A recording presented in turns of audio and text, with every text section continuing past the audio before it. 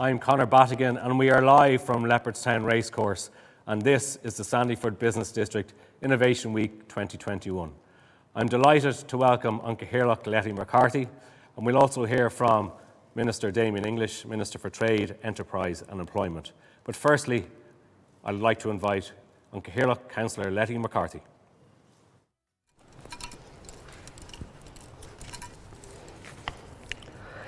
Good morning, Minister English, members of Sandyford Business District, ladies and gentlemen. It is my pleasure to open Sandyford Business District Innovation Week 2021 and to welcome all of you to what is going to be a very exciting series of presentations and discussions. My thanks to Sandyford Business District for inviting me to speak this morning and for all your work in putting together this year's Innovation Week. I commend you on your choice of a timely theme for this edition, a smart, sustainable future, at the heart of your business, at the core of our future. With the government's announcements of the new Climate Action Plan and the recent COP26, we are all acutely aware of the transformation required of our society and economy as Ireland and the world move to answer the climate emergency. And though national and global targets are immensely important, we know also that collaboration between state bodies, businesses, researchers and local community is key to facing the challenges and seizing the opportunities of moving to net zero emissions. As such, I am delighted at the breadth of expertise that Sandyford Business District has secured for this year's Innovation Week, also reflecting the wide range of talent we have here, not just in Dún Laoghaire-Rathdown, but in the whole of Ireland. This event is also reflective of Sandyford Business District's record on issues around sustainability. Having recently established the Project Green Steering Group, which gathered member business owners with experts from Sandyford and beyond to drive the district forward on the path towards sustainability. The district is planning also to adopt a Green Charter which will reflect its ambition and commitment in this area. These latest efforts build on a series of actions supporting Ireland's climate policy and the UN Sustainable Development Goals. Sandyford Business District has driven forward with improving the local environment through its biodiversity initiatives and has been a champion of active travel measures and public transport in this area. I thank them for their cooperation with the Council on these important issues. I thank them also for their helpful engagement with all of us at Dún Laoghaire-Rathdown County Council on the implementation of Dublin Climate Change Action Plan. All these steps reflect Sandyford Business District's vision for a sustainable business district that delivers for businesses of all sizes. The district is focused on supporting all member businesses through their transactions by seizing on opportunities such as that of green procurement and helping them learn how to adjust and how to attract and retain talented staff in a more climate-conscious age. This year's Innovation Week is a product of this commitment to sustainability, a keen understanding of the broad range of questions that fold under the sustainability agenda and the innovation that has taken place in Sandyford Business District on these issues. This week has been organised to deliver the latest insights in an accessible and highly informative manner by focusing on 4 areas of innovation in sustainability that are of great concern to businesses of all sizes. The first session will focus on energy, providing energy solutions to the biggest challenges facing businesses with the advent of carbon targets. Subsequently, a panel will concentrate on the environment. Speakers at the cutting edge will provide insight on transforming our living environment into a more livable and healthy space. Next, Innovation Week will address the question of water and waste. This session will focus on reducing consumption and cost while increasing efficiencies in your business. Invited experts will offer very useful advice and tips. And finally, the panel will look to the future of mobility, which is fueled by disruptive trends, which some of the innovations emerging in this area being explored during the session. I wish all of you the best for what promises to be a highly informative and beneficial series of events. I look forward to engaging with you further as we build a sustainable future for Sandyford and indeed for all of Dún Laoghaire. No one of us can take this journey on our own. No one of us can work as an island. We must work together, and all of us in Dún Laoghaire are committed to working with Sandyford Business District, and I look forward to a continued very good relationship with everybody here. I wish you the very best of luck for the week ahead, and I look forward to engaging in a lot of the talks that will be taking place. My thanks to all of you.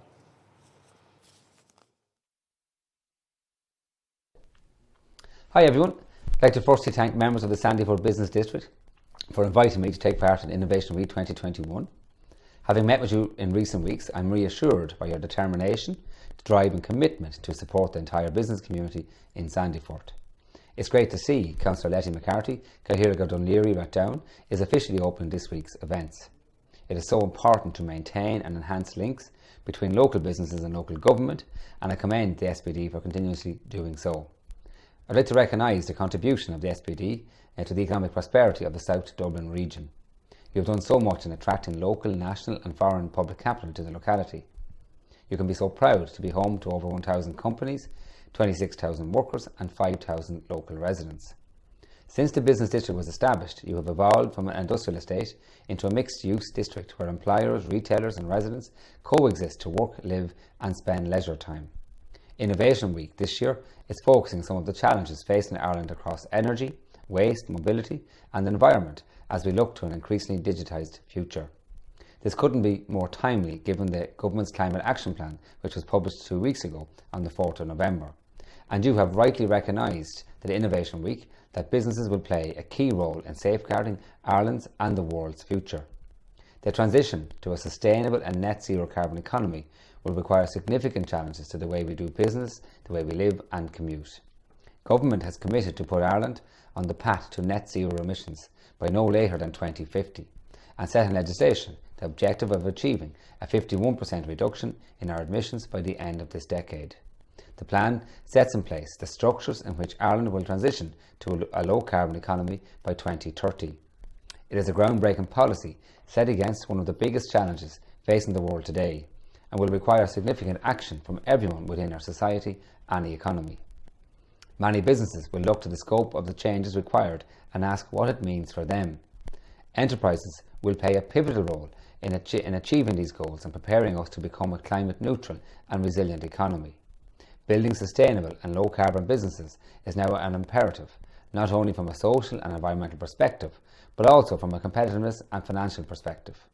Companies and sectors that take the steps to decarbonise their activities and to re-evaluate their business models will create value for their customers and will become increasingly competitive.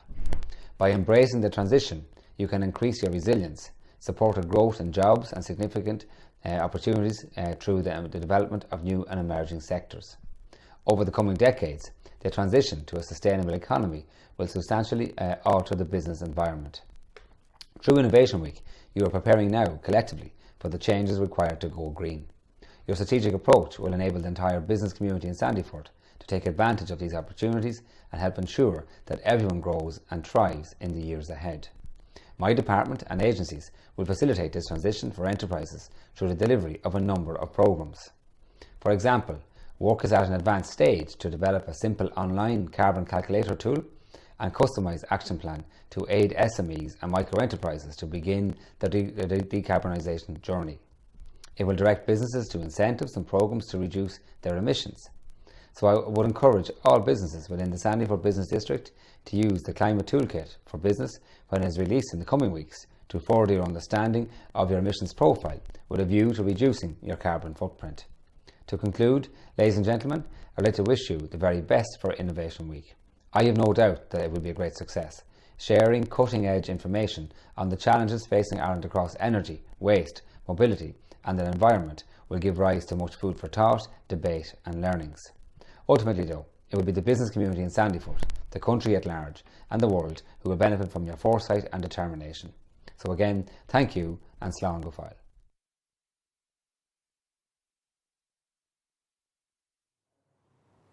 A massive thank you to Cathaoirleach, Councillor Lettie McCarthy and also Minister Damien English. Our theme this year is a smart, sustainable future, and this underlines our commitment and focus at Sandyford Business District to support our members in overcoming the challenges and capitalising on the opportunities of the green transition. We are proud of the fact that we have so many cutting-edge innovators in this field, and we are thankful for our members' keen interest in pursuing the green agenda.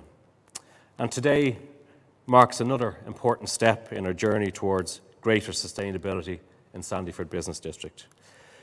We know that to make the most of the coming transformation, we must remain well informed of the latest innovations and solutions that will make it possible for businesses to take genuine practical steps to reduce their carbon footprint. For this reason, we've put together sessions and panels for this year's Innovation Week that will provide a comprehensive view of the sustainability issues of most importance to businesses. We will explore the latest innovation and insights over the next 3 days across a range of crucial topics that will include energy, the environment, waste and water, and mobility. The topic this morning is energy, which will see a radical transformation in the next decade, and our speakers today will disrupt the current dialogue and discuss the importance of renewables to many businesses. This morning's session will run from 10 to 12. We will hear from many speakers and there will be a panel discussion at the end of the session. You can submit questions you have through Slido and we'll be dealing with those throughout this morning's session. And just a reminder, for everyone who joins us today and over the next 2 days, you'll be entered into a draw to win a Modmo Scion S e-bike. This is thanks to Modmo and it's valued at over €2,200. First up, it's my pleasure to introduce Dudley Stewart. Dudley Stewart is a clean energy expert and Dudley will be talking about climate, energy, fossil fuel and renewables, the system on the brink. Can energy users save the day? Dudley, you're very welcome.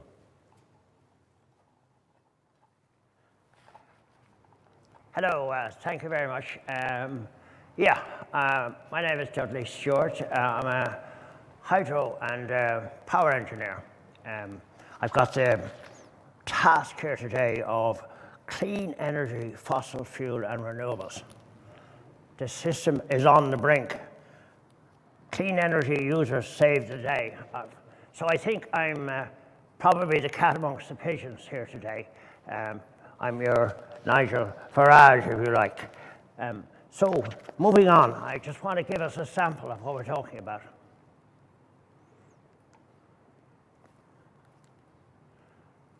How do I get that to play?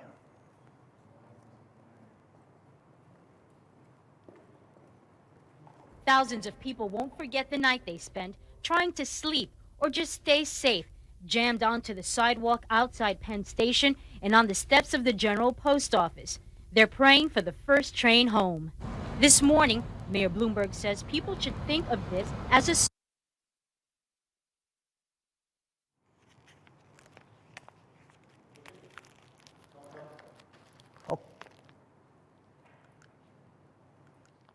So anyway, that was just an example of 2003, and that was a blackout as it happened on the news in upstate New York. It spread throughout the counties into nearby states, involving over 60 million people.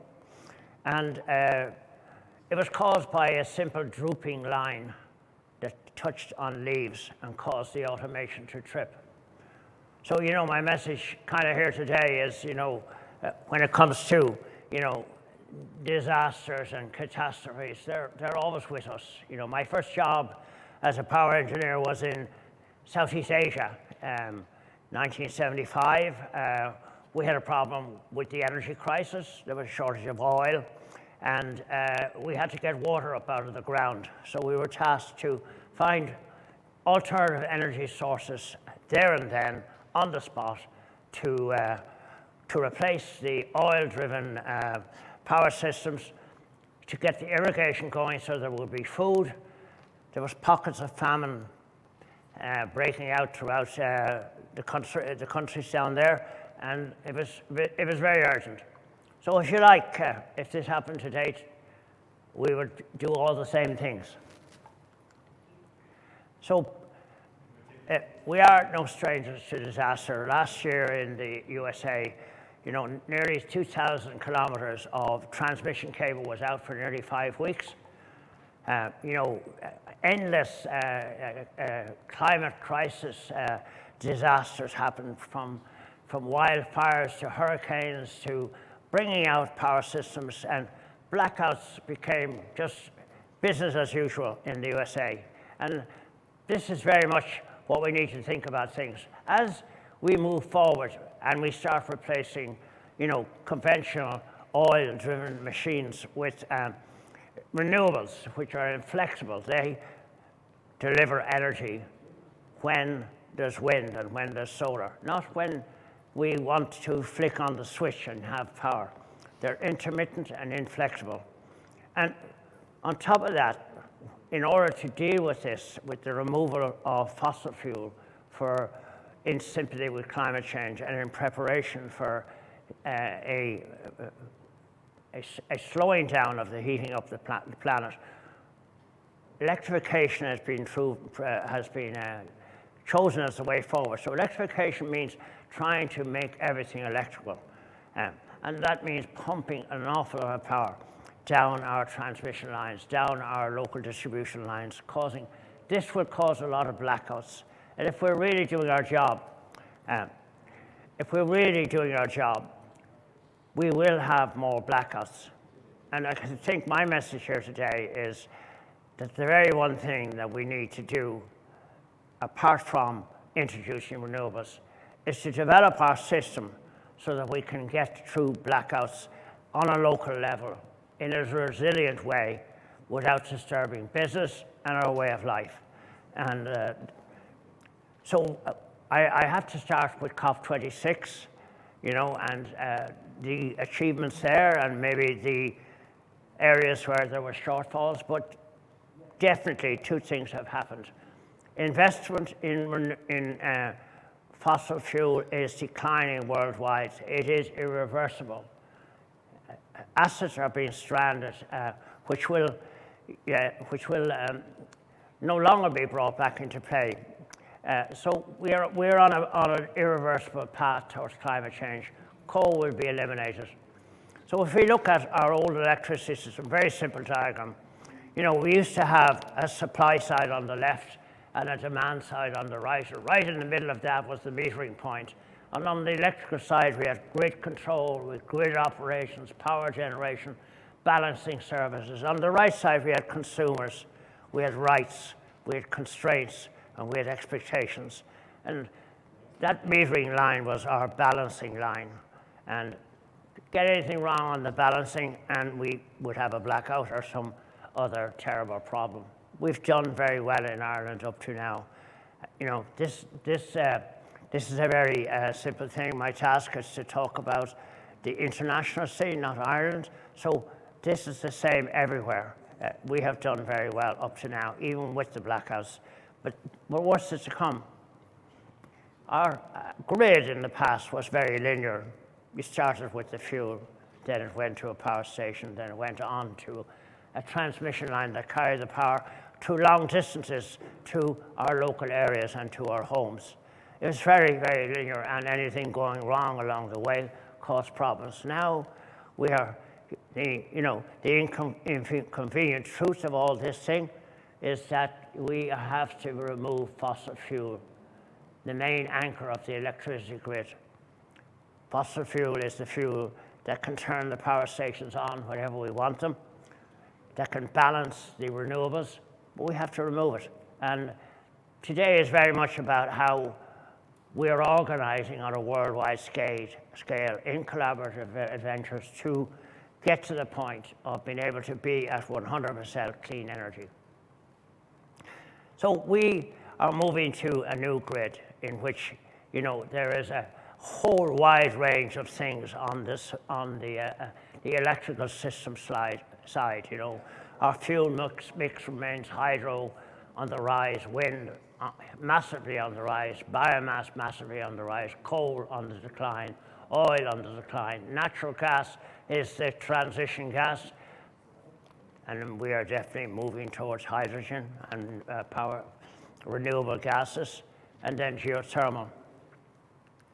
We've skipped ahead.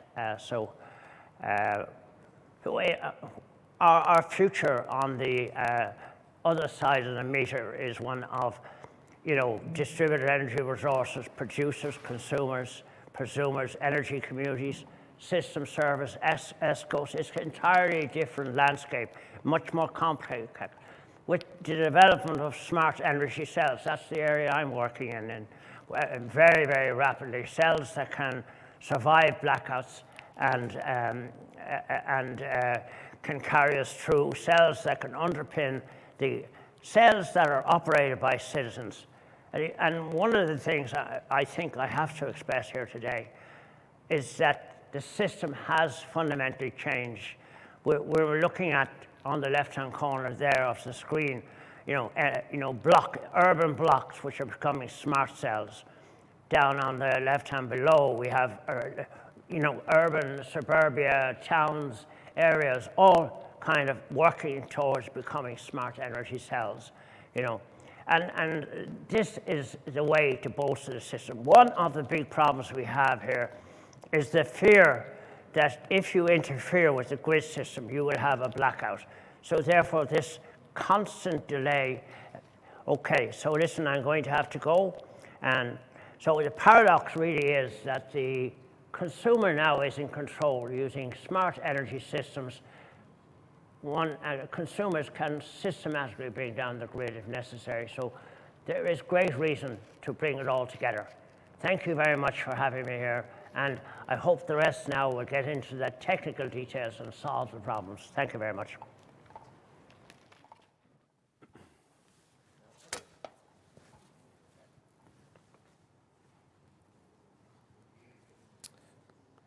Thank you very much, Dudley. That was quite interesting. And one of the points I picked up on was the investment in fossil fuel. That's declining, but obviously that comes up with its own challenges. So yeah, that's a very interesting space that we need to invest in. Just a reminder in relation to the Innovation Week this week. It's over 3 days. It'll be a full day tomorrow and then Wednesday. And then anyone who joins us today or over the next 2 days goes into a draw to win a beautiful Modmo Saigon S e-bike, and the value of that is over €2,200. Then in relation to tomorrow, our event starts at 10 a.m. again, running to 12, and that is on the environment. We have a number of speakers, and the afternoon's event starts at 2 o'clock. That's on waste and water. So they're both shaping up to be really interesting events, so I'd strongly recommend you to logging on. Full details are available on sandyford.ie. And then Wednesday, we finish up with mobility, some really interesting speakers. Full details again are on sandyford.ie. So up later today, we will have Declan Barrett. Declan Barrett is from UrbanVolt. We'll have Pete Thomson from Invisible Systems, Paul Martin from Verde Energy Group, and Nikita Shetty from Bable, and Edwin Diender from Huawei. Following that, Dr. Ciara Slevin will host a panel discussion with Gary Connolly, Phil Kane, and Edwin Diender, and Paul Hearns will join us along with Dudley Stewart. So a reminder again that anyone that joins us today and tomorrow and Wednesday will be automatically entered into a draw to win a Modmo Saigon S e-bike. That's valued at €2,200. We're just waiting now for one of our competitors or one of our speakers to come in now, and they're just about to join us now in a minute. I think we have Declan Barrett. He'll be joining us now from UrbanVolt. Declan Barrett is co-founder and CCO of UrbanVolt. UrbanVolt is a clean energy partner that specialises in the provision of sustainable light and power. They partner with global brands, enabling them to reduce energy consumption, increase profitability and become more sustainable. Declan, you're very welcome, and you'll be discussing Money Cares now about the environment, so ignore at your peril. Thank you very much. Thanks for the introduction. Can you hear me okay? Hello? So I'm hoping everyone can hear me, so I'll bash away. I have a presentation. I'm trying to just get up on the screen here now. Oh, here we are. So UrbanVolt, we are a company in existence since approximately 2014, end of 2014. And we work with global brands. Again, we believe that all companies should have access to affordable, clean energy. That's our mantra. We're Ireland's first B Corp. I'm not sure if everyone understands what a B Corp is. However, just to let you know, our constitution is built around equal responsibility to the environment and society as we do to our shareholders. There's about 2,500, 3,000 B Corps worldwide. Brands such as Danone, Ben & Jerry's, Patagonia are brands you might know. So when we started our business in 2014, we started dealing with large multinationals in the light as a service space. But it's always our objective to apply different technologies to industry in order to reduce their carbon emissions and at some stage completely take them off the grid. We found ourselves probably 3 to 4 years ahead of where we needed to be, because at that point, money didn't really care. So we did a lot of presentations to companies. We would give them, our proposals, and the proposals went into the drawer in their desk, simply because all they had to do was carry out a bit of an audit. If anyone ever asked us, we have it here and everything is fine. However, come 2020, 2021, money does now care about the environment. So we look at why, and we track back to see why it is important that everyone makes a move at this stage. So it's really irrelevant whether you care or not, because money cares. The reason for that is multinational global supply chains of consumer brands are now have heavy focus on lowering their emissions. And again, it's not because a lot of the time that they're very charitable organizations. It's because the people who invest in their companies, such as BlackRock, Blackstone, Carlyle, all of the major private equity companies, have told them that they are going to divest their investment if changes aren't made. And the reason that they care is that, the Ohio State Teachers Pension Fund, New York Fireman's Pension Fund, the large universities in the US who are investing hundreds of billions are now be controlled by Gen X and Gen Z.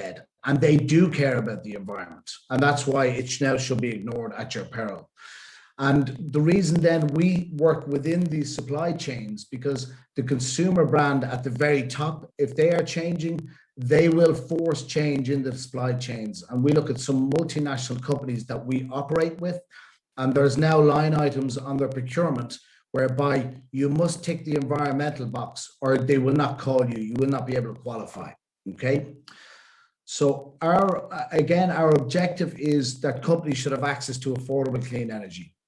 We deal with companies as large as Pfizer, Heineken, Bort Malt, Zimmer, multinational company brands, and we've been brought from projects that we commenced with in Ireland to different countries. We're now operational in 8 countries in 3 continents, and we're kind of following that rollout program with a lot of the larger customers.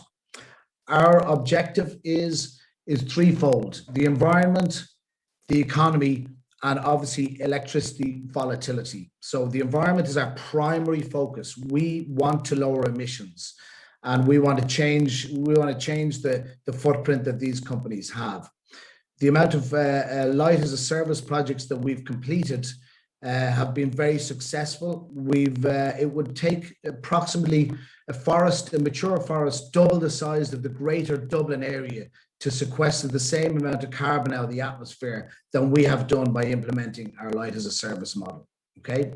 And then when we're talking to companies as well, it is still very important that there's a financial business case. So where possible, we do meet that. From the light as a service is we generally, we will put in the equipment at our cost, and typically the savings that we generate will cover any costs and more we'll add to the bottom line. And then electricity independence. That's becoming more and more important. People and companies are expecting brownouts, they're expecting blackouts. And as I say, it's been our objective to bring companies on a technology journey, applying energy efficiency technology first, and from there applying technologies that we can develop and produce green power from their own site. So how do we do this? Okay, so we want to make this easy for companies. So what we do is that we take away the need for capital. So with UrbanVolt, there is zero CapEx upfront requirement from our customers. So we will come to site, we will install our light as a service or our other technologies, zero capital upfront. When it's operational, when it's producing, we then ask companies to pay us a service fee. With regard to the light as a service, typically it could be as low as or as high as 50% savings in their monthly monetary sort of lighting costs, which we will deliver back to them. And what we do then is, as I say, we make it easy, because for companies that want to get involved in this, they don't want to become experts. They don't want to apply and learn about different technology, become expert in that space. They want companies to come in and do it themselves, okay? Do it for them, should I say. So our technologies to date are light as a service. We found ourselves at the end of 2021, a lot of our larger clients came back to us and says, our CEO and our sustainability people are telling us that we should have solar on every single roof. And some of these companies have hundreds of acres of roof space across the world. And so the facilities guy is in the middle, and he finds himself, he goes to procurement and the accountancy team, and they say, well, we can't do that because we can't get a return investment within our period that we need to get signed off. So solar is too long an investment. We have too many sites to be able to get capital requisition to do them all. So that's where we sit in. So as I say, and I have a couple of examples at the end of the presentation here, we take away all of the complexity. Complexity number one, capital. Complexity number two, resource. And complexity number three is that we make it easy. And for companies, affordable clean energy, even the largest companies in the world that have more money than God, you would have thought, their affordability piece is different. They can't afford the time. If they want to go net zero by 2025 or net zero by 2030, and they have 200 or 300 sites, they can't afford to scale up an internal team. So again, they will come to UrbanVolt. So I just want to show you what our solar purchase power agreement is. So at the end of 2020, as I said, we put an agreement together to make it easy for companies to transition to solar. And I have to say that, solar has been very successful for us in 2021. It's a lot more emotive than light as a service. People see it visibly on a building. It seems to be a lot sexier than light as a service. So I'll lead with that. So our model is, as I said, that we will contribute all of the upfront capital, all of the resource to put a solar array on your roof. Okay, so that includes any complexity from planning permission, regulatory red tape requirements from Glint and Cllr reports, ecological reports. We take care of all that. We design, supply, install the equipment. Only when it's producing power, we will then ask you to pay us a pre-agreed kilowatt hour cost.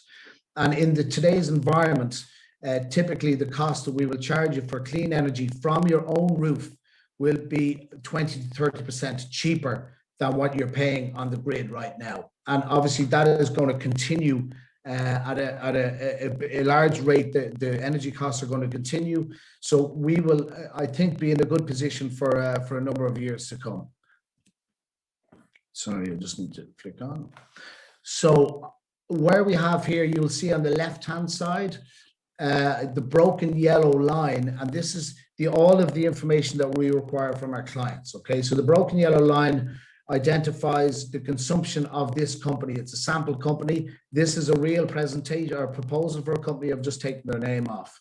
So the broken yellow line identifies how they use their energy throughout the year. The bar chart and the navy shows how much clean energy that we can provide to that company. And you'll see it's pretty significant. I'm finding it difficult here to see my own charts, but it applies, I think, approximately 22%. Sorry, I can't really see my charts here on the screen, but it applies, 224,000 kilowatt hours, approximately 52%, sorry, of the power for this company, okay?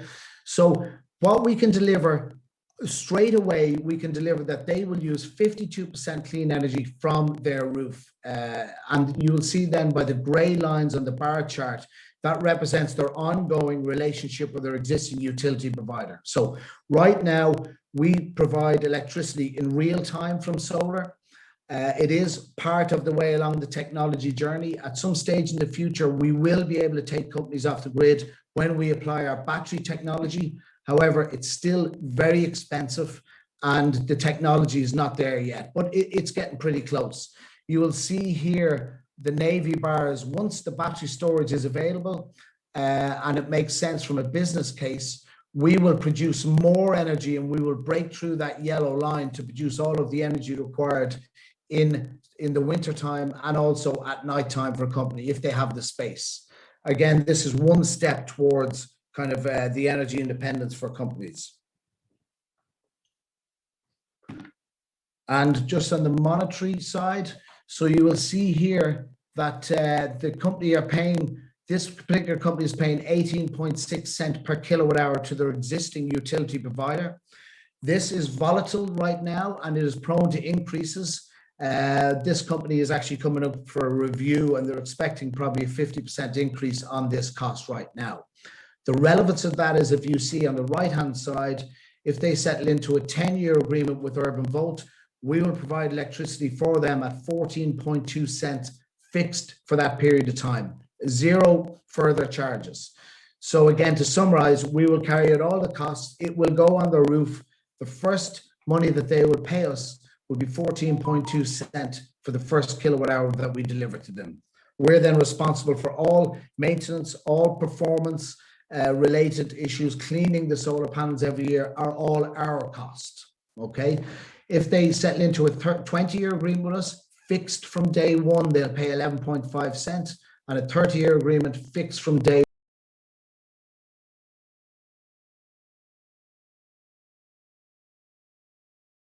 in this situation is, this is power that their building is going to be using for the next 30 years. Whether or not they're in the building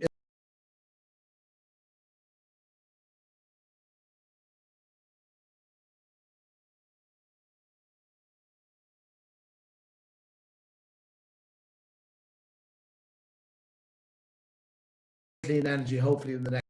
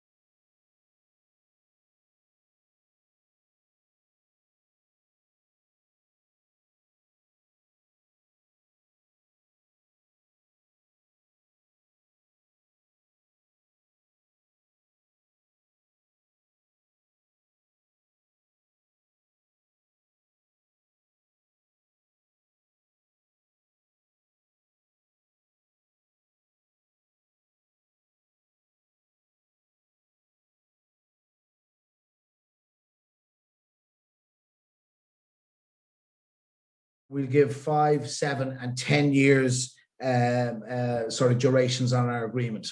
What companies need to understand on the lighting side is that LED lighting, especially the higher quality lights, you cannot change the bulbs on them. So once they fail, you need to replace the unit. And even the best LED lighting fixtures, whatever anybody tells you, are likely to last and perform at their peak level to about between 7 and 10 years. They will need to be replaced at that time. So with UrbanVolt, again, given the longer duration, locks us in to be responsible on the performance side.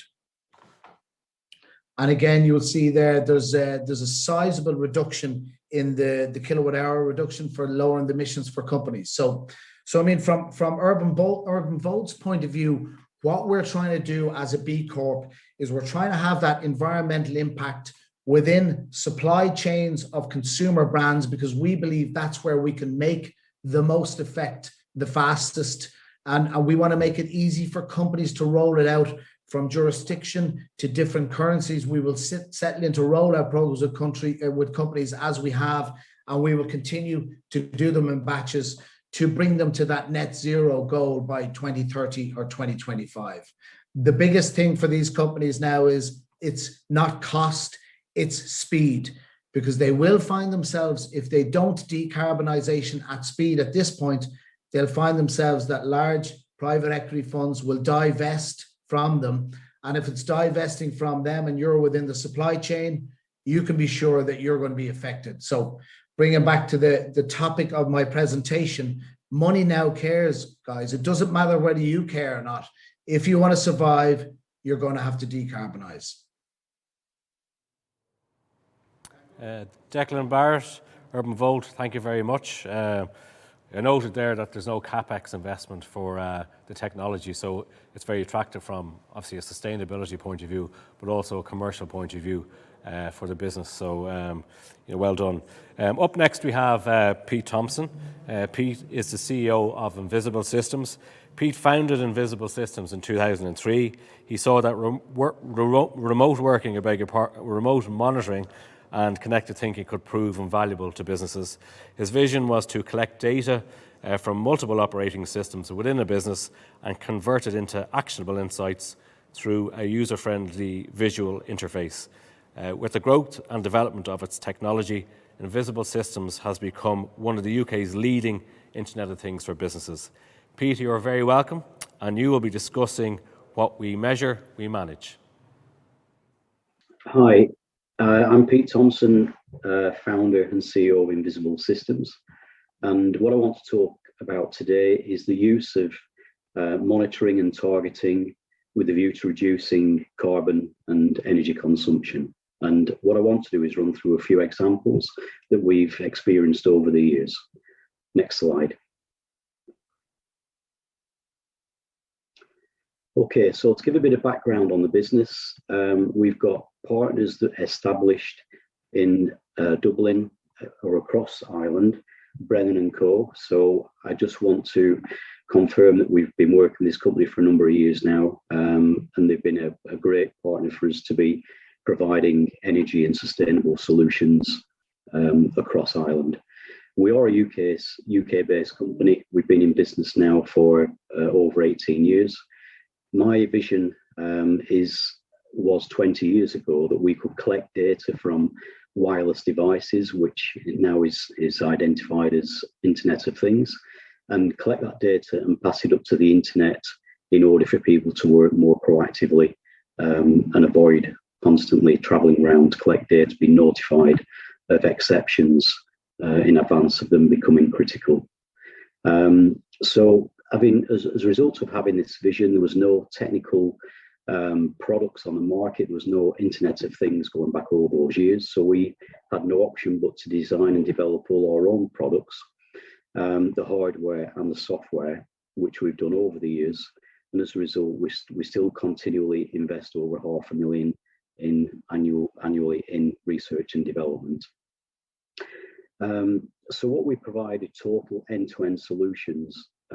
Collecting data is really important, but it's robust and reliable. We process in the region of 9 million records per day, and we not only provide data to our own platform, but can also share that with third-party software applications too. Next slide. So this is just a statement from David Attenborough about never before have we been made aware of the importance of reducing carbon and improving the planet for all our future and our future dependents.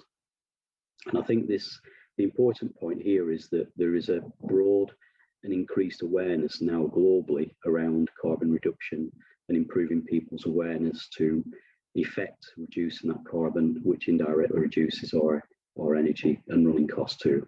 Next slide.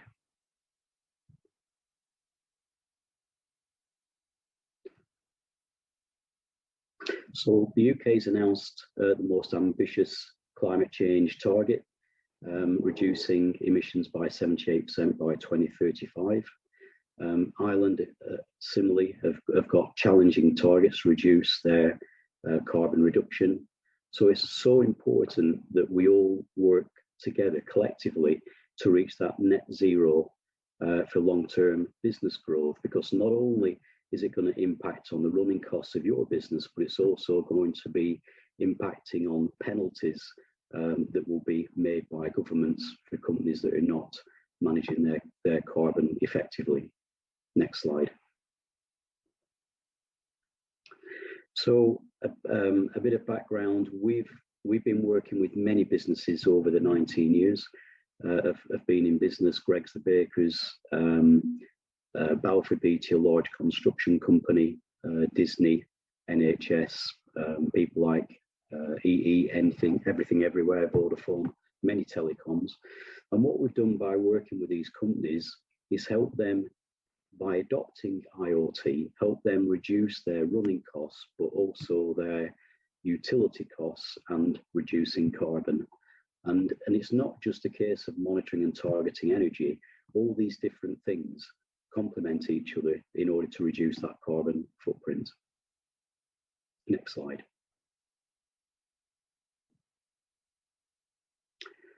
This is just an example of a dashboard. So I said we've got a wide range of devices to collect data, whether that be energy, environmental, but then we've also got a platform that displays that information. And it's important that the user access is tailored around the application that is being monitored, and also all the reporting and the alarm notifications, again, be tailored around those applications. Next slide.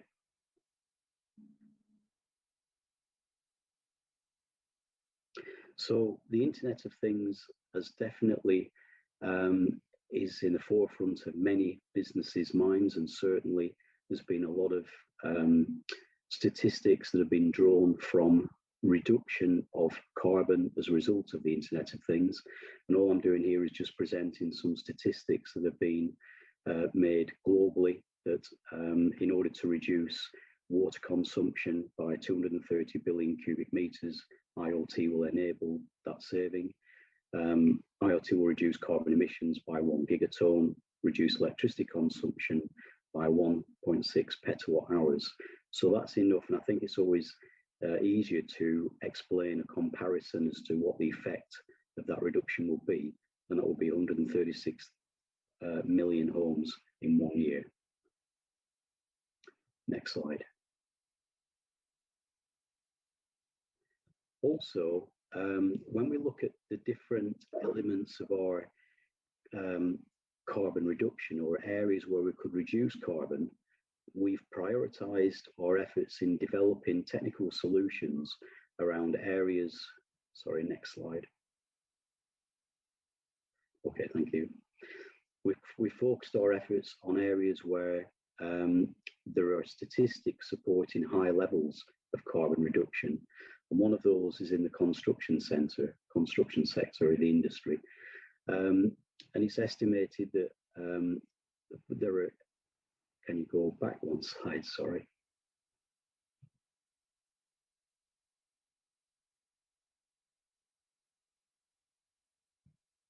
Just back one more. Okay, thank you.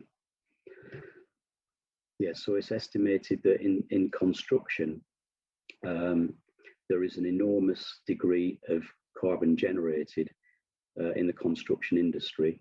We've developed some technology whereby we monitor the energy consumption on the construction site, and we load shed that energy.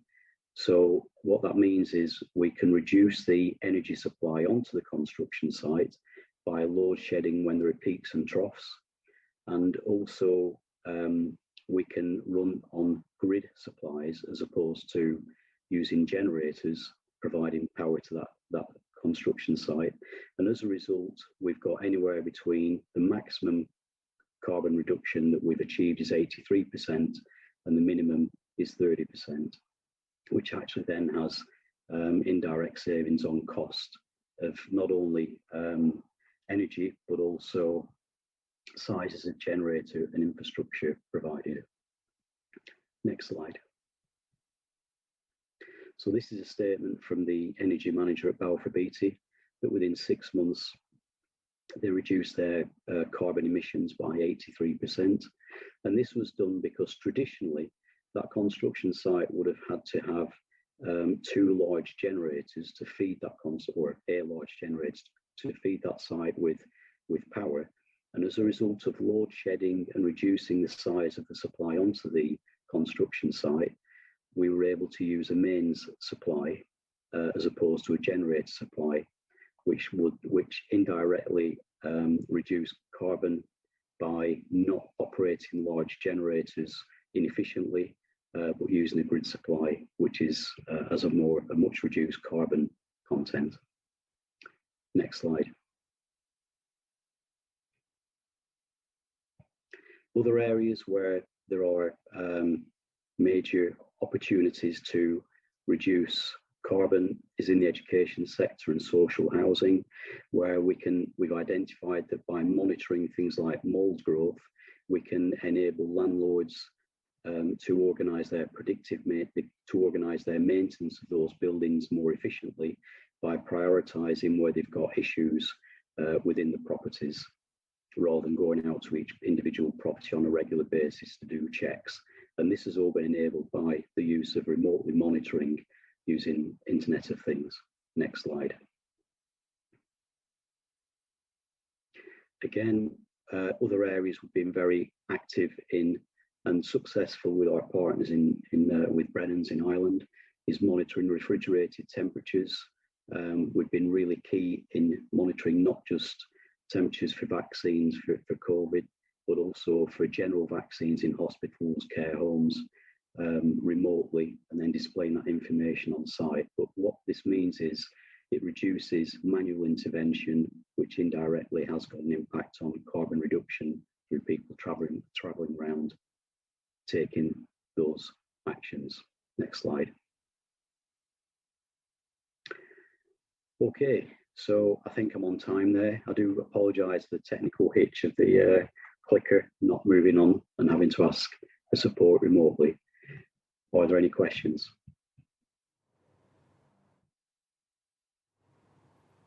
Hi, Pete. Thank you very much. Pete Thomson, CEO of Visible Systems. Yeah, Pete, we're compiling questions throughout the morning, so we'll probably deal with those at the panel discussion. Yeah, it's great to see some case studies where significant reductions have been achieved in carbon footprint, especially in the construction industry, because I'm sure that's quite challenging to do.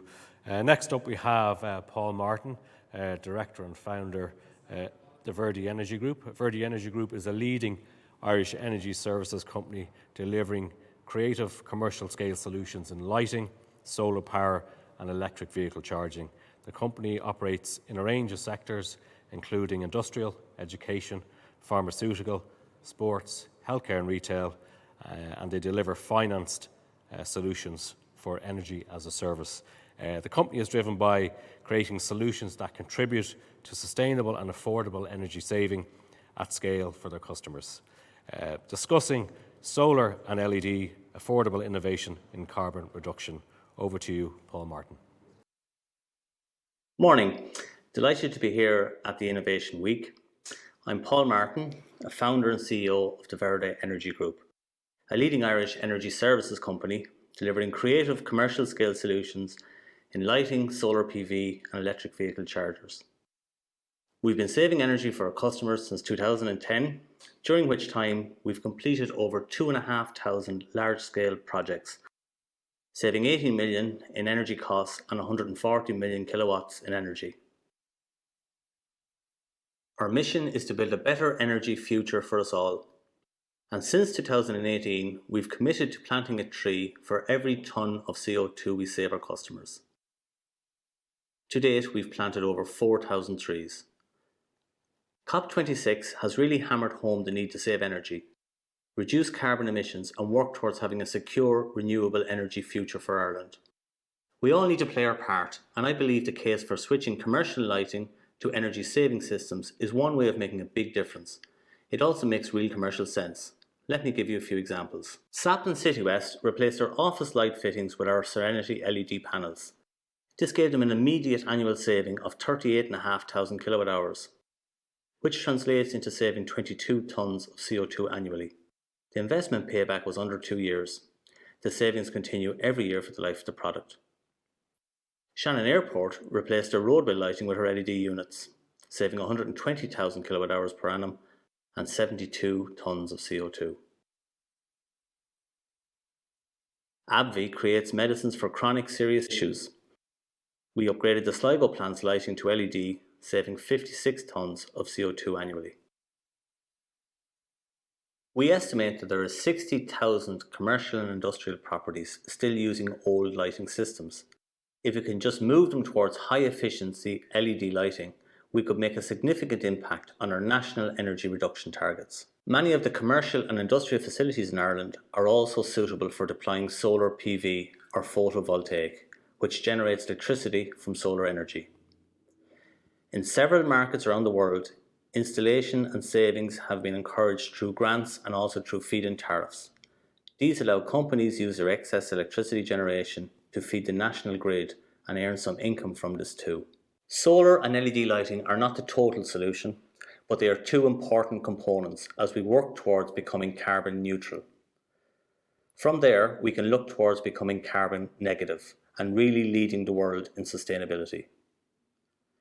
If you would like to talk about any specific lighting, solar or EV charging project, my contact details are on the screen. Thank you all for listening.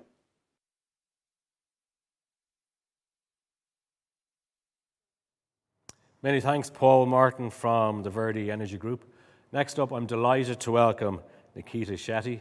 Nikita is a Senior Consultant Strategy and Energy at Bable. Nikita is a strategy consultant in smart cities and smart regions, working with municipal representatives, researchers and the private sector to identify innovative ways to solve urban challenges. She has worked on projects across Europe, UK and India to identify how existing technology can be adapted to solve local challenges and to ensure economic development. Nikita, you're very welcome, and you'll be discussing the role of cities and citizens in the energy transition.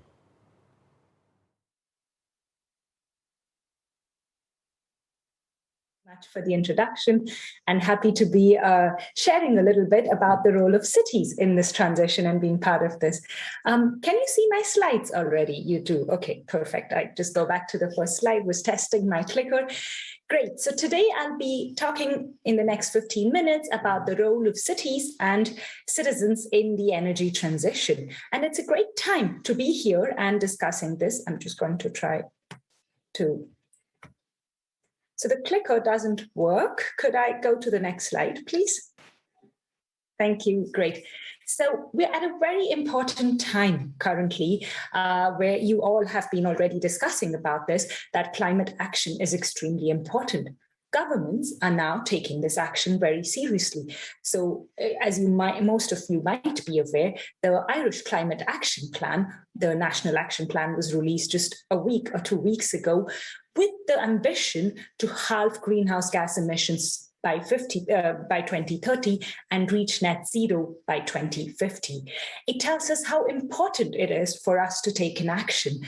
also the European climate law, really makes this whole agenda, which is there on being net zero by 2050, is now a law where each of the member countries needs to achieve this. Today, we're going to talk a bit about why the role of cities is important.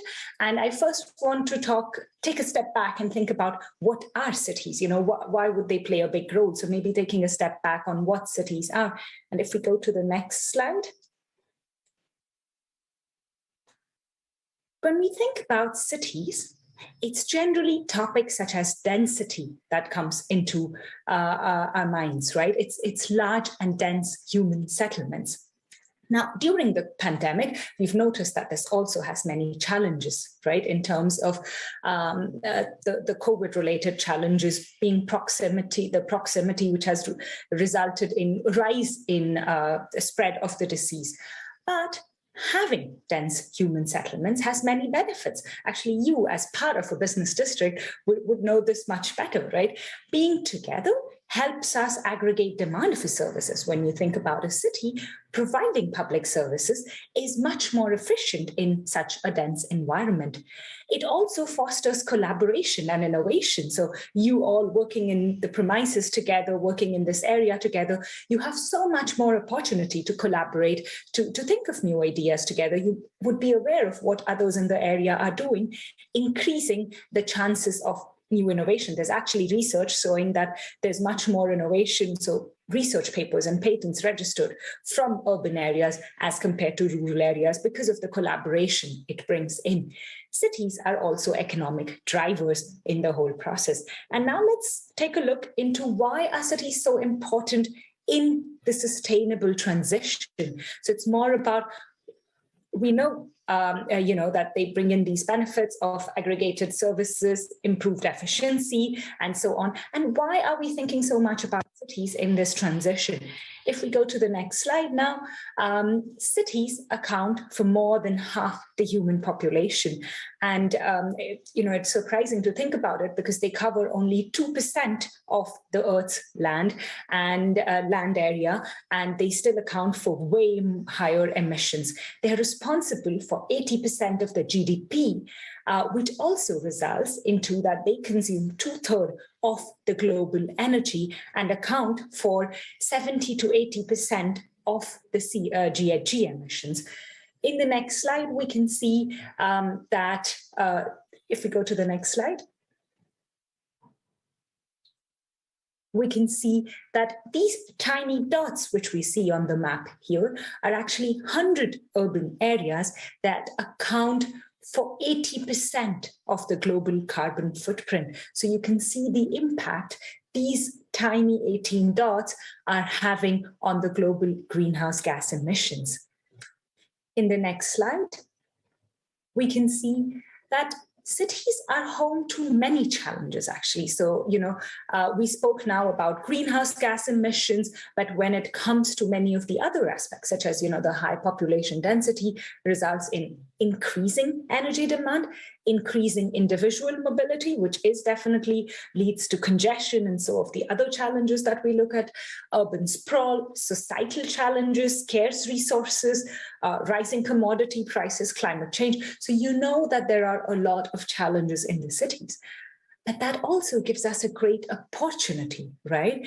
We have condensed areas across the globe where if we take the right action, we can have such a big impact on reducing our greenhouse gas emissions. So while they are areas where there is a lot of challenges, origins of a lot of challenges, there are also places where we can have tremendous impact through actions that we take there. In the next slide, one of the key aspects of the cities is also that they have the drive to take action against climate change because they are at risk due to climate change. Fog, because of air pollution, which has led to very bad climate in the cities, so environment in the cities, also the urban heat island effect where, the temperature is really rising, floods. So many of these causes, and they're not just happening in coastal areas, they're happening all in every city pretty much. The city I live in has had floods in Germany, has had floods during the summer. So you can see that there has been significant impact. Their municipal representatives themselves see that, you know, we need to tackle this, we need to figure something out. So there's a drive and motivation to do this. And if we go to the next slide now, we can see that that drive has manifested into real action and commitment. So 100 plus cities committed to being net zero carbon by 2050 at the last UN Climate Summit. At the COP26, many of these have reaffirmed this, and there have been many more cities who have committed to this. Additionally, the EU has actually launched now the net zero mission, which promises that 100 cities across the EU will be supported to be climate neutral by 2030. So this shows that there is a lot of commitment from cities to take action. If we go to the next slide. Just to quickly look at where are these emissions coming from, and I don't think you see my pointer there, but if you look at the third row in both the graphs, the first one shows primary energy consumption, which is global energy consumption and what is being consumed in urban areas. The blue area is so the light blue is more from buildings, the dark blue is from transport, green is industry, and purple is agriculture. So this was then coming from heat and power, electricity that we are using. But you can see that most of the emissions in urban areas is coming either from buildings or from industry. In terms of transport, while it does not directly impact emissions, it has a huge impact when you think about air quality in cities, right? So these are the key areas that needs action. And I'll be referring back to the slide towards the end, so keep this in mind. If we go to the next slide now, there are many different ways that cities are tackling this. And smart cities is one of the tools that cities are using, right? So it's not the only way you can do this. It's one of the tools that cities are using. What's happening in smart cities, as you know, some of the presentations before me mentioned, we can use data and to new technology to actually address some of these challenges. We can use these new advancements, the Industry 4.0, which has been transforming industries in many ways, also to improve our cities in terms of how to reduce the emissions. And these could be, there are many different names, terminologies used around this concept, and I don't want to spend too much time on this, but it's more to identify that there's so much more that you know, all these different terminologies refer to the idea of using data, technology, and now a very advanced definition of smart city is where collaboration and the quadruple helix that's working with all the different stakeholders in the city is a key aspect of being a smart city. And the promises of the smart city, if we go to the next slide, there are 4 key promises that using data, technology, and collaboration with the key stakeholders brings. It helps cities be more efficient, which is using less resources. It helps them be more sustainable, that is protecting the environment in the whole process. It helps them be more competitive, because most cities I have worked with, I realize that while environment is an important challenge, they're not ready to work on this while compromising on their economic performance. So technology and data used in a very conscious way can actually lead to cities being more competitive and more livable, as you know, the whole concept of everything that you are doing in Sandyford would also be very relevant to this, that you know, you're using data, technology to actually improve livability in the areas, in the business districts, in the residential areas of the region where you're working and living. If we go to the next slide. There is research which shows that technology exists to help cities reduce their emissions by 90% by 2050. So current technology, it might not be in the commercial stage, it might be still in laboratory stage, you know, so the TRL levels of the technology might be different, but the technology exists. It's more about the implementation of these technologies where we need to focus on, which will actually result in new action to get this going. So the technology exists to reach these emissions. to reach these targets of reducing emissions. If we go to the next slide. And we are currently approaching a tipping point, and you're all aware of this, right? We are approaching a point where we do need to take action to scale up smart cities. And it's not so much, in terms of using data and technology for the sake of it. It's really about identifying these problems that cities have and really addressing these specific problems using data and technology as enablers to do this. And this is going to play a big role. I guess all of you in the work that you are doing, you're developing technology. It might be for different end users currently, right? And also the 90% research, which I mentioned in the previous slide, it might not be currently applied to the urban context. But there is a huge and urgent need to actually work on this, to think about how technology that we are currently using in different areas could actually help us improve different aspects of urban life. And this is definitely, we're reaching a stage where you're all aware of it, right? If we don't actually reduce our carbon emissions, we're not going to reach the goals set in the Paris Agreement. And we are reaching a point where we do need to take action very soon. If we go to the next slide. The company Bable, where I work, we are a spin-off from the Fraunhofer Research Society. And the main purpose of the company was to actually help cities adopt these technologies and really implement this at a very accelerated rate. The problem so far has been that a lot of this technology, and in EU because of the funding from the European Commission too, but also action by many of the leading cities in the EU, there have been several pilots. The thing is that we don't want things to stay at the pilot stage.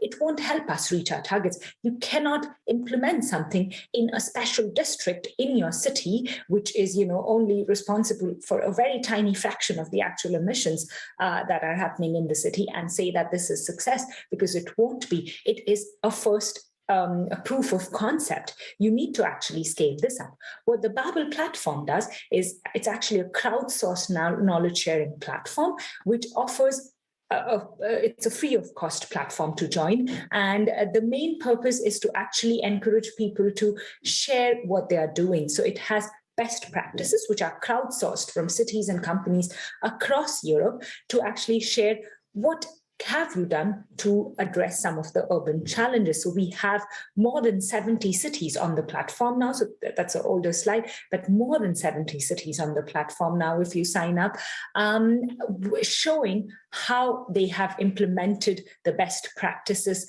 to actually, address some of these challenges. As companies too, we have companies showing how they have done this. So if you would go there and see, you would realize that a lot of cities have initiated this process, right? So many cities have done pilots across, and also in Ireland, right? And across the EU, where they have done these pilots to kickstart action. And if any of you has taken such actions, where you've implemented projects which would help reduce greenhouse gas emissions or address any of the urban challenges which I mentioned earlier, I would definitely encourage you to go up there and share your best practices, because that's the key part of it. But what you would see when you go on the platform also is that cities are taking action. The challenge though is, and if we go to the next slide, a lot of the cities do not have everything under their control. If you remember the graph I showed you earlier, the emissions coming in urban areas are from buildings, from transport, and a lot from the industry. And while cities are taking, and you would see that when you go through the use cases on the platform too, they're taking action on the things which are under their control. Means when we talk about cities, we are actually talking about local authorities, municipalities. They have things under their control, as in schools, other public buildings, social housing, and so on, which in terms of buildings emissions, they would take action. And there has been significant action being taken in this area. When it comes to public transport, they're really trying to improve this public transport. And there is action, maybe not as much as needed yet, but they have started taking action. But there are some areas which cities cannot do yet. And that's basically industry, right? So a lot of the regulations come from the national government. And while this is currently happening, where, if you look at the climate action plan from Ireland, you also see that there is a drive to actually take action. There is a huge need for collaboration from industry, from research organizations, from national government, and from citizens to actually take action. So if you, as the Sandyford Business District, are considering being climate neutral and having some of these targets, you would also realize that it's not just the organization as the Sandyford Business District, right, who would be able to address these challenges. It's each of you as companies based in the district that would have to take action to actually enable this goal to be achieved, because this is not a one-person job. This is not a one organization job. So we as citizens, as residents, as business owners cannot actually say that, the government will take care of this, because they cannot. They do not have the powers to take care of everything. It's a decision by each one of us that really helps us in taking this forward. So I think I would I think I have one more slide. Yes, so the factors determining success, as I mentioned earlier: political support, agile and integrated governance model, things cities are doing, co-creation with citizens, cities have started working on this, and innovative financing models. These are things cities are working on, but in each of these areas, they need support from the private sector. And as all of you who are representing this private sector, just a final message from my end that, one thing that if we go out of the Innovation Week, something for you to consider would definitely be to think about how would you contribute to this, right? What are you going to do to help the local authorities where you live and work at to reach these targets? So it's definitely something that we all need to do together, and I invite you all to think about it. If you have any ideas, definitely write to me too, and also visit the Bable platform, where we have a lot of examples on how cities are taking action, how companies are taking action, and it might help inspire you in taking your actions. Thank you so much. Thank you, Nikita, Shetty. Posing the question at the end, how can we help? It's very apt. And also, it's quite alarming to know that 100 urban areas account for 18% of carbon emissions. But on the positive side, they can be reduced by 90% by 2050 if we adapt technology that exists. So we need to adapt that technology and act now. So thank you again to Nikita, Shetty. Up next, we have Edwin Diender, Chief Innovation Officer, Global Energy Business Unit, Enterprise Business Group, Huawei. Edwin is considered a blue ocean strategist for Huawei Enterprise and is a frequent speaker at events around the world. In 2020, he initiated the hierarchy of needs for connected cities and industries. He is known as the go-to person for innovation, digital twins, business and growth, with a focus on smart city, safe city economics, digital governance and cloud, the future work, and big data analytics. Edwin, we're delighted you're here today. You're very welcome, and you will be discussing energy transition as the next wave of innovation, for digital transformation. Thank you very much, and thank you very much for having me. I've thought a lot about how to engage and how to proceed, and I think your last line really hits the nail on the head, so to speak. Energy transition, I truly believe, is the next wave of innovation for digital transformation, and a digital journey is what we're on. The pun here is intended. What's next? I'd like to talk a little bit about what digital transformation entails, how that relates to energy transition, and where it taps into carbon neutrality. The next slide, if you please. Because what is driving energy transition and carbon neutrality? I think the best way to do that is to agree with each other that there are several trends that are going on globally that are doing that, actually. So what drives energy transition and carbon neutrality? The next slide, please. is of course the search and the need for new energy sources. And not only new energy sources, but also a way to be more carbon neutral in the production of how currently energy is being produced. Another global trend sits with demand that has high peaks. There is a huge drive to purchase and to bring to market and on our infrastructures electronic vehicles. If everyone has a 9-to-5 job or a 9-to-6 job or whatever, if the majority of the drivers of those cars are reaching their homes more or less at the same time and plugging in their cars to charge them at the same time, the current power grid is not even able to cope with that. So one of the things in digital transformation that helps deal with that is to understand how and where is the load being demanded, where are the peaks, and just like in computing networks, just like in data center services and data-driven infrastructures, where load balancing and peak balancing are quite common principles, that power in the world of digital can be applied to the world of electricity, for example. Another one sits with electrification. There is more and more digitization and digitalization, but also electrification going on. There is more power needed. There is more electricity required.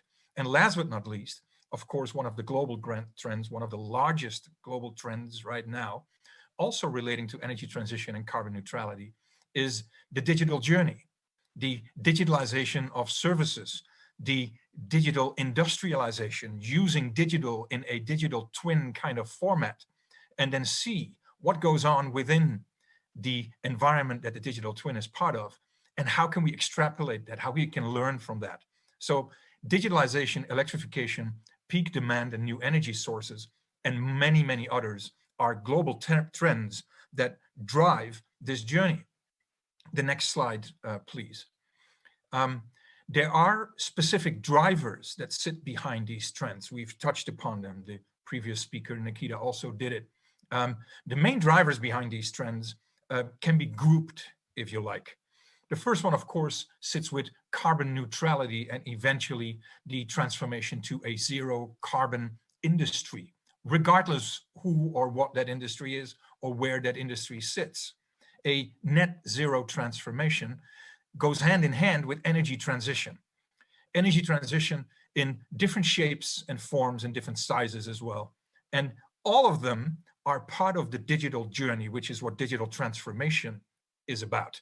The zero carbon transformation and energy transition in relation to digital transformation are the main drivers behind the trends as we go forward. The next slide, please. As we've seen so many times, and as we've also seen in Glasgow the other day, is that specifically when it comes to politics, of course, or politicians maybe even, is that many walk the walk, but not many, many talk the talk, but not many walk the walk. There's a lot of conversation going on. There's a lot of discussion going on. It's all needed. But what is also needed is action. And we strongly believe in the organization that I represent, that the only way forward, the fastest way forward, but also the most convenient way forward, is to apply action from a digital point of view. If we continue to embark on extrapolating and putting in place everything physical that already relates to everything physical as we have it, and there is no element of digital, then number one, there is no control point. But number two, there is no accelerator. I said it before, the ability of creating a digital twin of physical operations, physical business operations, for example, and looking at and looking with such a digital twin as to terms of where are policies and regulations better optimized? How can they be optimized? How can they be put in place? How can we allow digital technology to help us do better what we already do best? Achieving carbon neutrality ahead of schedule is only possible if we embark on a digital journey in parallel to and in conjunction with our physical way forward. These are two hands of the same body, two gears of the same engine, if you like. Digital technologies are an enabler, and truly are able to allow carbon neutrality and the achievement of carbon neutrality ahead of schedule because of digital. Digital can calculate faster, can compute more algorithms at the same time, can create a stronger and a better and a more holistic view of what goes on anywhere and everywhere and what to do about it and how to optimize it. In other words, how to create in a faster way a greener, a safer, but also a more sustainable environment. The next slide, please. If we deal with all these global trends and influences, then the question, of course, comes to the plate that says what to do and what to do first, but also how do we do that? So how is Huawei doing that? The next slide, please. In our view, the road to carbon neutrality is the combination of energy transition and digital transformation. You could say that there is already going on a technological evolution, if you like, or maybe a revolution. But from an energy point of view, there is also an evolution or a revolution going on. Energy goes one way and information goes the other way. Bits are driving watts. The minuses and the pluses, which is what the watts are about, are tremendously driven by information that comes out of the zeros and the ones, the digital world. And that all taps into a sustainable, a social, economic, but a societal development. And what it does, it helps towards energy transition by means of digital transformation, by embarking on a digital journey. So transforming and creating energy and information from a separate energy revolution and a separate technological revolution by combining them and creating a hybrid version towards a societal development with social and economic benefits to be more green, to be more safe. In other words, to achieve carbon neutrality. The tipping point of the fourth energy revolution, by the way, and technological revolution are then coming together right in the middle to achieve that carbon neutrality. Next slide, please. So what we're looking at is to grow based on value, to have the value that we have, to reutilize and optimize the value that we have, and bring that further into the next wave of innovation, a value-based growth path, centered on data, if you like, information, data analytics, towards digital transformation to optimize the efficiency and significant value add. There's many different ways of looking at this, but the core engine, if you like, or the gear that drives this all, or the engine that brings it all together, sits with data. The more data that is available, the more data that can be analyzed, the stronger this digital twin that I earlier talked about is able to get its head around where to do what and how to optimize in what way. In other words, what I said before, to allow and have digitized and digital technologies to help us do better what we already do best. To implement digital transformation is to boost a data-based productivity and to facilitate high quality energy development. We have to embark on a journey that allows us to do not only better what we do best, but also allows us to do that in the fastest and in the most sustainable way possible. The next slide, please. And for that, we've created a framework, a methodology, if you like. I'd like to call this the energy tower ring, as you see here. The numbers on the right, so the 1, 2, 3, 2, 1, if you think of that in a horizontal way, you would find yourself looking at a bell curve, if you like, which is exactly what it is. We have to have a conversation with each and everyone together. And we have to have an ongoing conversation. We have to create a mutual understanding of what a secure, green, efficient, and innovative way forward looks like. A mutual vision, if you like. And that needs to come with a couple of guarantees. For example, we have to bridge certain divides, the digital divide, if you like. We have to cultivate talents. It doesn't mean that we need new people with new skills. What it also means is that we need to apply the new skills and the skills of tomorrow to the people of today and of yesterday. Technology is often being blamed for taking jobs. As I said before, I'm a strong believer of where digital technology should allow us to do better what we already do best. If it doesn't do that, as great as this technology would be, I suggest to put it in the museum of the future. What I strongly advocate here is that we have to look at the workforce that we have at the need of capability and resources for tomorrow and bring everyone on board. And that comes with three processes. We have to plan the work and work the plan, of course. We have to plan certain things, mid and long term. We then have to build not only our vision, but the activities that needs to be done to embark on this journey and keep it going in order to operate it. Three processes, two guarantees coming from one mutual and shared vision, driven by two gears of the same engine, as I said before.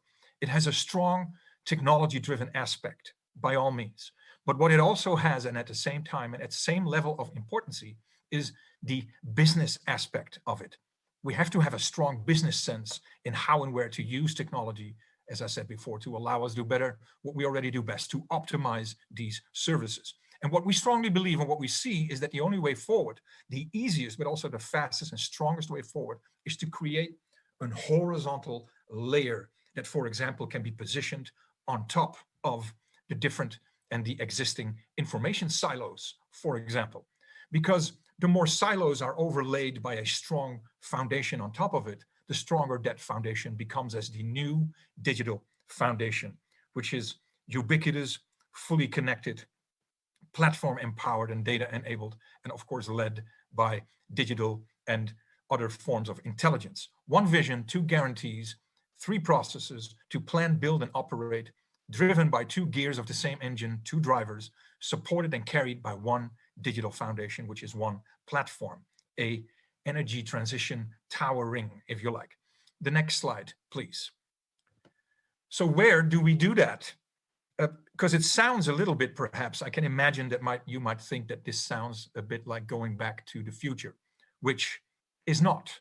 What I talk about is not even at stake, but is in place. It is built with technology that is off the shelf, that's commercially available, that's mature, and that already builds our global footprint, for example. So where do we do that? We do that in different shapes, sizes, forms, different countries, different regions, and with different industry partners, but also with customers worldwide.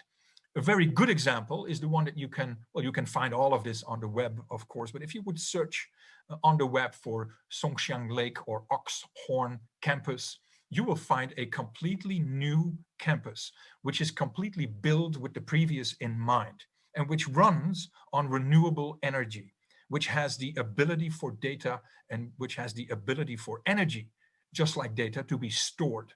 Energy storage before it gets distributed. Energy that is being generated and not being consumed, or that is needed for the evening, for example, when solar panels are of no use because the sun is down and bright light is off and the moon doesn't shine bright enough to create energy from solar panels, with solar panels. Energy storage, but also other forms of energy, hydro and what have you, wind. What it does, it creates a campus-wide, if you like, secure, safe and green zero carbon campus for smart, intelligent and comprehensive energy services and energy management. And this is where I think the power company also comes in. Often the power company is being looked at as the ones to blame, as the ones who caused all of this, and we have to get rid of it as soon as we can. That's why we need new and renewable energy. I would say that would not be the way forward in my view. I think there is a new role. So the energy and the power companies have a huge opportunity to reinvent themselves and to transform themselves in this energy transition journey towards an energy service provider. They become an energy management platform. They are taking in the different forms of energy that are being generated from anywhere, from anything, and from everywhere, and from everything. And they are able to incorporate that into a worldwide infrastructure that they already have for about the same age as the worldwide telephone networks have been there for years. They are about the same age. The copper wire cabled infrastructure of telephony has gone through a tremendous amount of change, from analog to digital to IP to a complete converged, full-fledged communications infrastructure with multimedia services and what have you. And the same age is another copper wire cable that also goes into the same houses at the same time almost as the telephony worldwide infrastructure. Same with computing networks that has gone through a tremendous amount of change. There is a copper wire infrastructure already worldwide available that is embarking on this same transformation journey, and where a zero carbon infrastructure can be provisioned with a smart, comprehensive set of energy services. So the power company has a role to play in all of this. They are not part of the problem. They are part of the solution, just like each and any one of us as well. Huawei, Songshan Lake, but not only there, more than 190 electric power companies worldwide have embarked with us on this road to digital transformation in different stages as they are now, different searches that they've done. 9 of the top 16 electric power companies, for example, more than 190 electric power companies work with us. More than 100,000 substations are part of this digital process. More than 100 power distribution rooms and 30 million smart meters already are part of this new way of thinking, this new foundation to embark on, which brings me to the next slide. The next slide where I set the global footprint. The slide after this one, please. The slide that starts with a strong partner ecosystem. The digital journey, also with energy transition, as physical as the industry still is not a one-on-one, a one-by-one, or a monopolist way forward. It truly is about ecosystems and eco-partners. Systems working together as one. This is a snapshot of the partners that we're working with. This is also a snapshot of the partners that are part of it already, of this integration of this digital journey. Next slide, please. Which is a huge thank you again for the time and for the availability that I've been given to share this with you. I will stay with you all the way to the end of the panel discussion. I will join the panel discussion, but I think I was able perhaps to set the stage and help you understand that what we are concerned about is digital transformation by means of energy transition to create carbon neutrality, a safer, a greener, and a more sustainable society for all of us. Because what's next? What's next is a better life. Thank you very much. Edwin, no, thank you, and it's great you can join us and stay with us for the panel discussion. Today's moderator is Dr. Cllr Slevin, Managing Director at Climate Matters. Cllr is an experienced engineer and company director with 24 years across energy, from design, construction, operations and maintenance, trading, project development, to more recently establishing joint ventures, new business models and managing investments. I'd also like to welcome back Dudley Stewart. We're also joined by Paul Hearns. Paul is a journalist, commentator and presenter with more than 20 years experience in the ICT sector. Editing Ireland's IT professional journal for 15 years, he has documented the development of the digital economy in Ireland. Also joining us we have Phil Kane. Phil Kane is country manager for Eaton in Ireland. In this role, Phil is responsible for implementing Eaton's commercial strategy and managing relationships with Eaton's key customers and distribution channels in the region. And we also have Gary Connolly. Gary Connolly is the president and founder of Host in Ireland. Host in Ireland is an award-winning strategic global initiative to create and increase awareness of the benefits of hosting digital assets in Ireland, as well as Irish companies that are designing, building and operating data centres globally. So Dr. Cllr Slevin, over to you. Thank you very much, and great to be here amongst very many prestigious minds, and looking forward to probing those minds around current issues, current solutions, maybe distilling down into the detail and the facts around some of the challenges that are in front of us. But maybe just to kick off, to get the panel's view on electricity, why is that such an important solution to climate change, and how do you see that changing over the next decade in particular? How it's generated, stored, distributed, all that side of things. So maybe if I could ask Phil to give your view in that space. So thank you very much for the invitation to participate today. Yes, we are in a changing world. The transformation of energy is changing due to the demand on electricity and the move away from fossil fuel. So there's a shift in the generation of traditional thinking. And there's an opportunity there to use our buildings as we have them as a grid.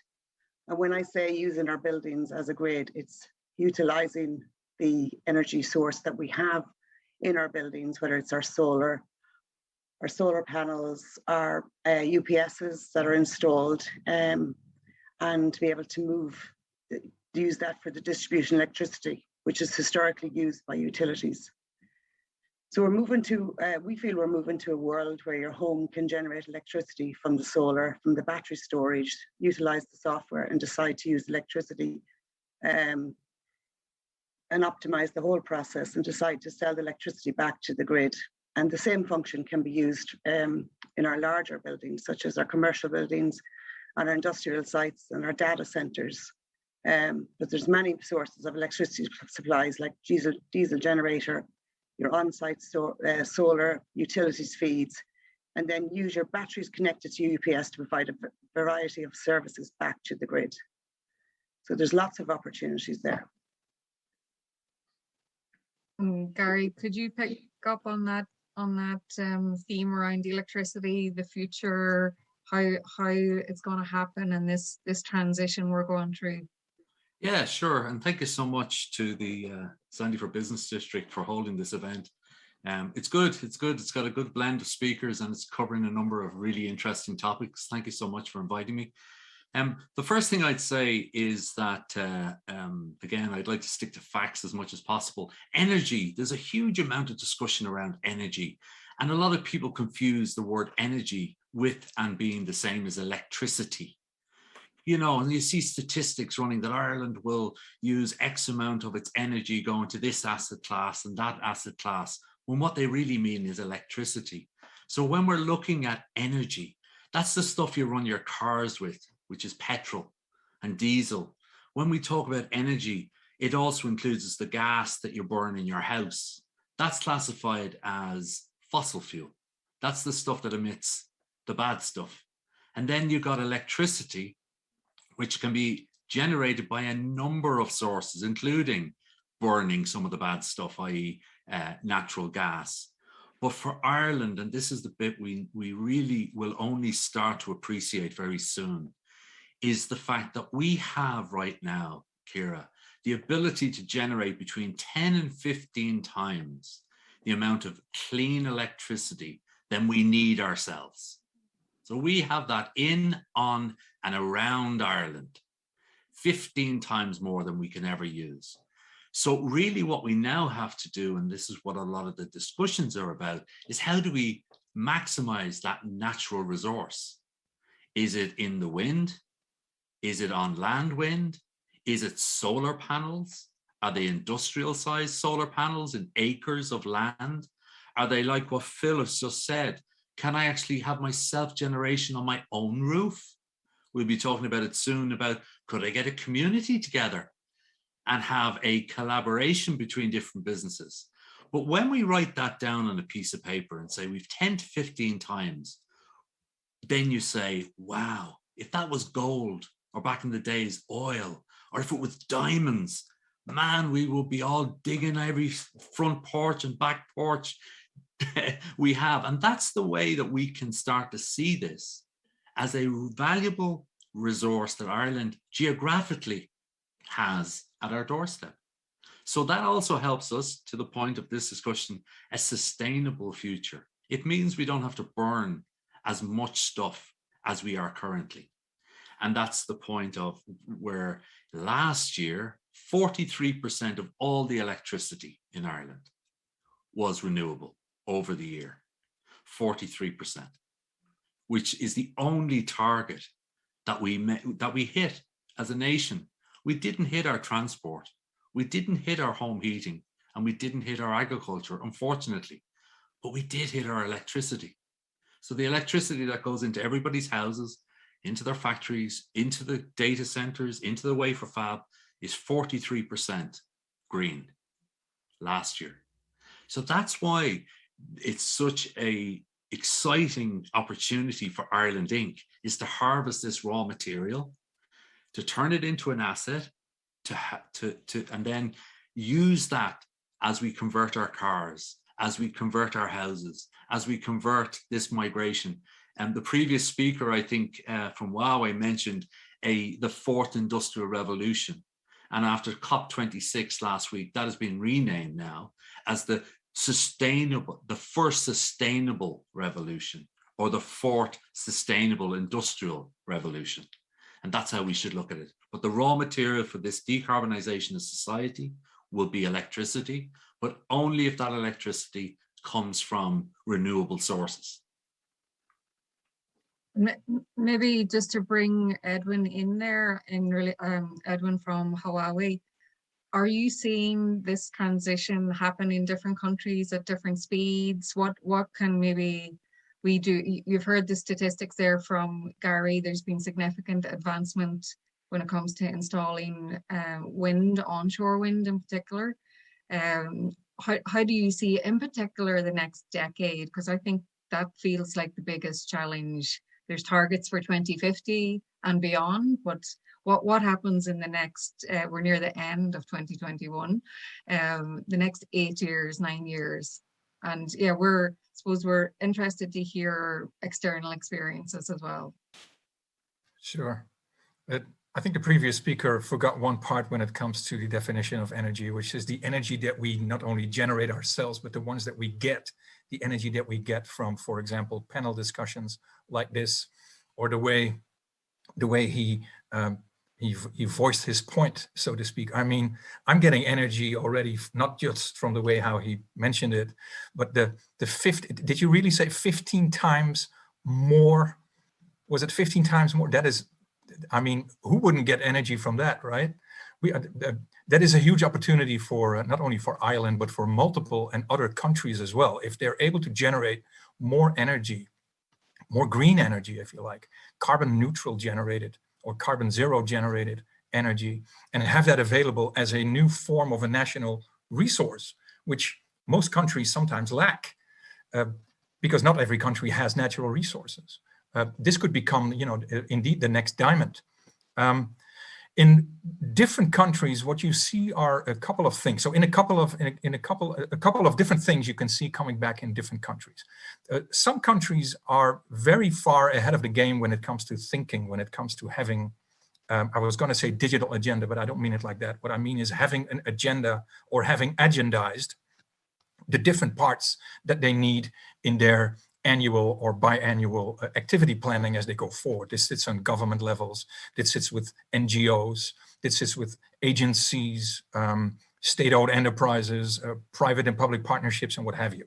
Different items on the agenda already. A couple of years ago, it was about digital, but the element of energy transition, the element of carbon neutrality, combined perhaps with digital transformation or some digital form of digital journey, sits in almost every agenda from governments and what have you worldwide. Some of them are very ahead of the game and have also implemented a lot of it already in different shapes, sizes, and forms. And some of them are looking at others in terms of how is that going? Is it going where it needs to be, or where I would like to, or where I would like it to be? Because the good thing also about digital is you can roll a few things out. You can test drive whether things actually work. And if it doesn't, in the world of digital, it's easier to roll back, regroup, optimize, and roll it out again. For example, to create an understanding whether investment number one in energy source number one works better versus an investment number two in energy source number two, and so on and so forth. So that's on one side of the equation. The other side of the equation sits not with capability, but with the willingness and the ability to put things in place. Sometimes in some countries, it is just not always easy to move ahead, and things have to change first. And that sits on different levels. The key point that I find in our global practice when I look at customers as they go forward and their willingness and their ability sometimes sits with not having a mutual understanding in combination with going forward as a project, a one by one instead of a one with one approach. It's not a journey. It's a project. It has a clear beginning, a clear ending. It's very siloed, but as a journey, it moves in a stop and go motion that makes it not easy to monitor, not easy to manage, but also not easy to roll out because it staggers, it stops and it goes. And that usually sits with politics, geopolitics, for example. If we're able to cover all of that, then policy and regulation and legislation will fall after, and then it's much easier to roll out all at once and at the same time, but in a very controlled and managerial manner.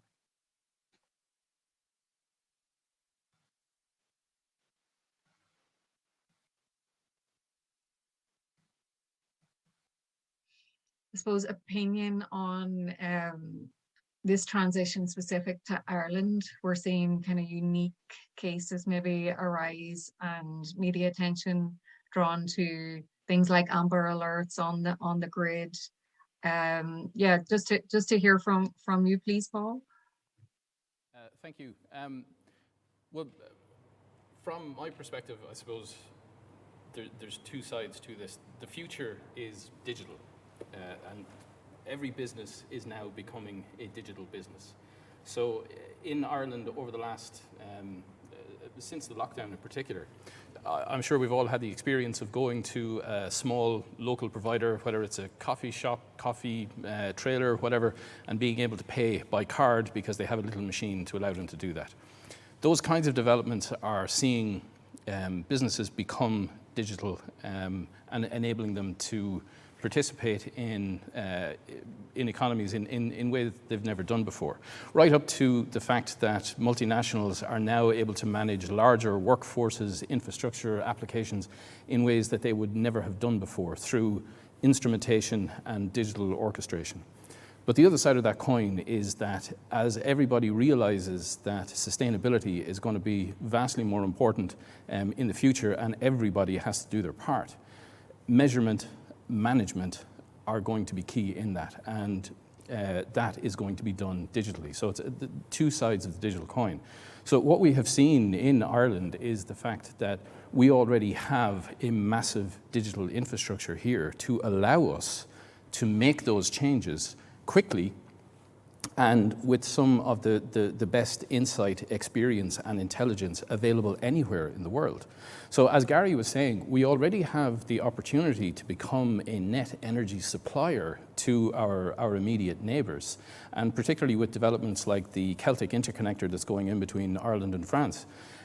We have the ability to connect and to share what we can develop, but we also have the ability to share the journey to business sustainability and then societal sustainability throughout the world as well. So we can show how, first of all, a small nation can do it, we can show how a digital nation can do it, and we can show how a nation who really should have done more on energy infrastructure in the past can make those leaps to actually bring on more renewable power, reduce the need for fossil fuels, and still develop digitally and sustainably. And Dudley, can I ask you, the grid and the backbone of the electricity system that we have been relying on since its inception was really designed around transmitting in one direction and distributing in one direction.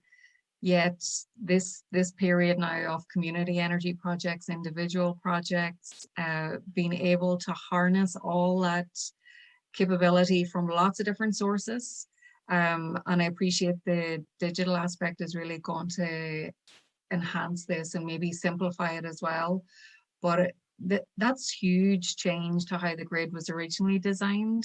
And how do you see that, maybe the challenges on it, around it, but maybe some of the solutions as well? Yeah, well, right. I agree with you there on this point of, you know, the transformation that's already happened in the digital section. But, you know, that all came from contained experimentation, trials, pushing out the boundaries, you know, and then various agencies coming involved and helping companies to become e-commercialized and that kind of thing. That is not really happening in the grid nearly anywhere. So you have a lot of academic work working on the grid, proving that you can do all of this kind of things. But I made a point of drawing a line, and that's that metering line. Now, if you are on the other side of that metering line and you have two buildings, and you have to cross through the transmission system to get from one building to the other, well, the costs that would be loaded onto your energy will be 4 times your energy value.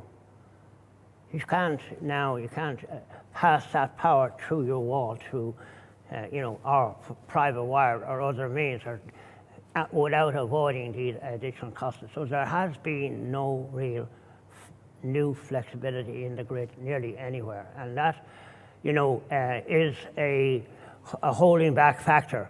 We are going through a radical transformation because 2020 we failed our objectives. We came in at 1%, really down at the bottom. That's in Ireland now, and I'm talking about the world. The world is a mixed story. But we have now a very steep climb to get our CO2 right, and to and digital power is at the core of this thing, but human beings are at the core of the thing, just like the transformation you talked about. Rules are at the core of this thing, common rules, and automation of the penalties, and so you don't have long court cases and arbitrations over things. These become simple, routine things. The fact that an error gets made in digital is an error. You pay for the error. It's not that you're a criminal, and that's a very important thing. So yes, the multitude of solutions that will come on the right side of our thing behind a meter is huge, and so there is no possibility for that system to look at every case as one individual, 8 billion individual cases. So there has to be grouping together. So Europe is putting 2.2 billion into the creation of energy communities, and they expect those communities to be grid-wise, integrated into the grid. They see a vision, and we see this vision, and it's coming from our experience, that the energy system is like a human body. It's organic. It's got cells that work together, and that there's communication between those cells. All of this is possible through digital technology, but we have to be able to grasp the fact that blackouts will happen. So don't be too afraid of experimenting with the grid. We need to do it in a contained way, like engineers can, and also, we also need to recognize that the players will change, not that the big players will be in any way undermined, but there's a lot of new players coming up to bring a lot more harmony to the bigger players and to get this new space going.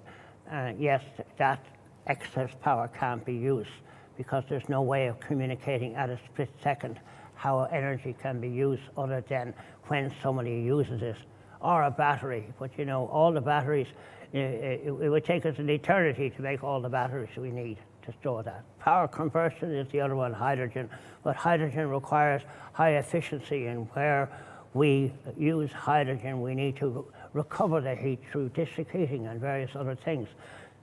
Electrification was a great idea politically. We go electrical. It's just like the power to one. So now it's the power to one at the power of many, So electrification, no. We have a huge gas network, which is a massive storage system. And we have now the power to gas option coming from offshore. Hydrogen down the stream to make maximum use of that hydrogen, that network as hydrogen gas. So, we're talking about energy in terms of electricity, gas, heating, cooling, mobility. So we're only beginning, but there needs to be a lot more bravery, and there needs to be a lot more willingness and less stopping at the edge of the cliff. This is what we have found over a lifetime, the hot and cold of this industry. Thank you.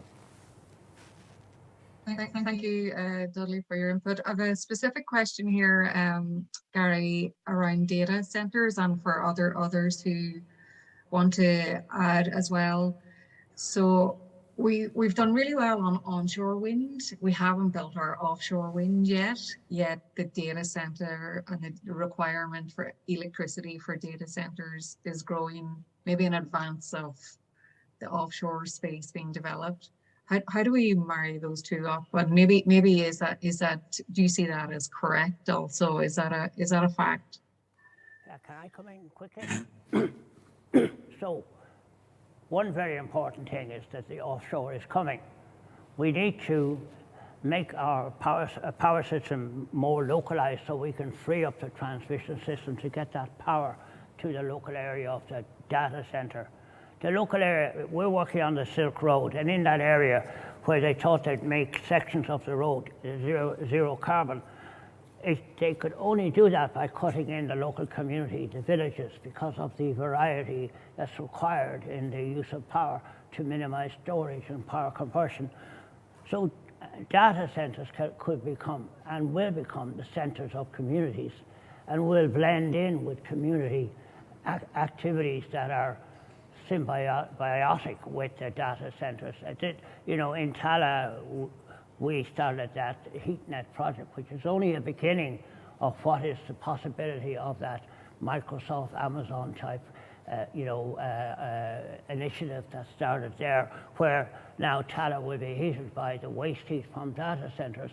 So it's only a next step to bring that into it. Can take us through the blackouts. It can become our storage thing. It can connect with the local energy community initiatives. You know, it's all there. Thank you, Dudley. And Gary Conley, your insight into that space. So I think, you know, before we just jump very narrow and very deep into a very emotive and polarizing asset class in Ireland, data centers, I think we just need to be mindful of the following: that electricity, going back to electricity in Ireland for 2020, despite the growth, despite the noise that one might see in the press, etc., is our leading light when it comes to decarbonisation. And it was the only target that we hit. Can we just stop for a second to reflect that it was the only decarbonised target that we hit up to 2020 was the decarbonisation of our electricity. The target was 40% annualized.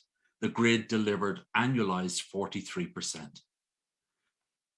Secondly, how much of that electricity then is actually a percentage of our overall carbon emissions? It's 15%. So the electricity is 15%.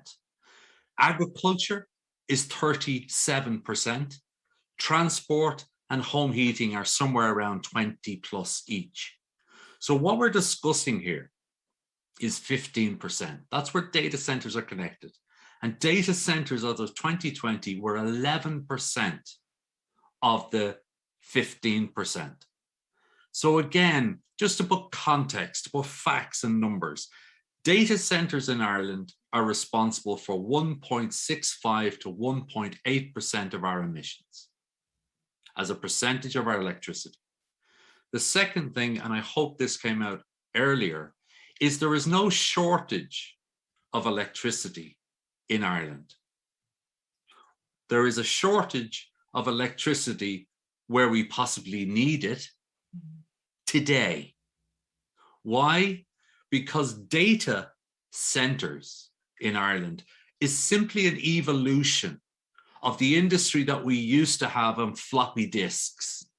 We didn't evolve into 2 years ago deciding, you know what, we're going to start getting into this data center thing.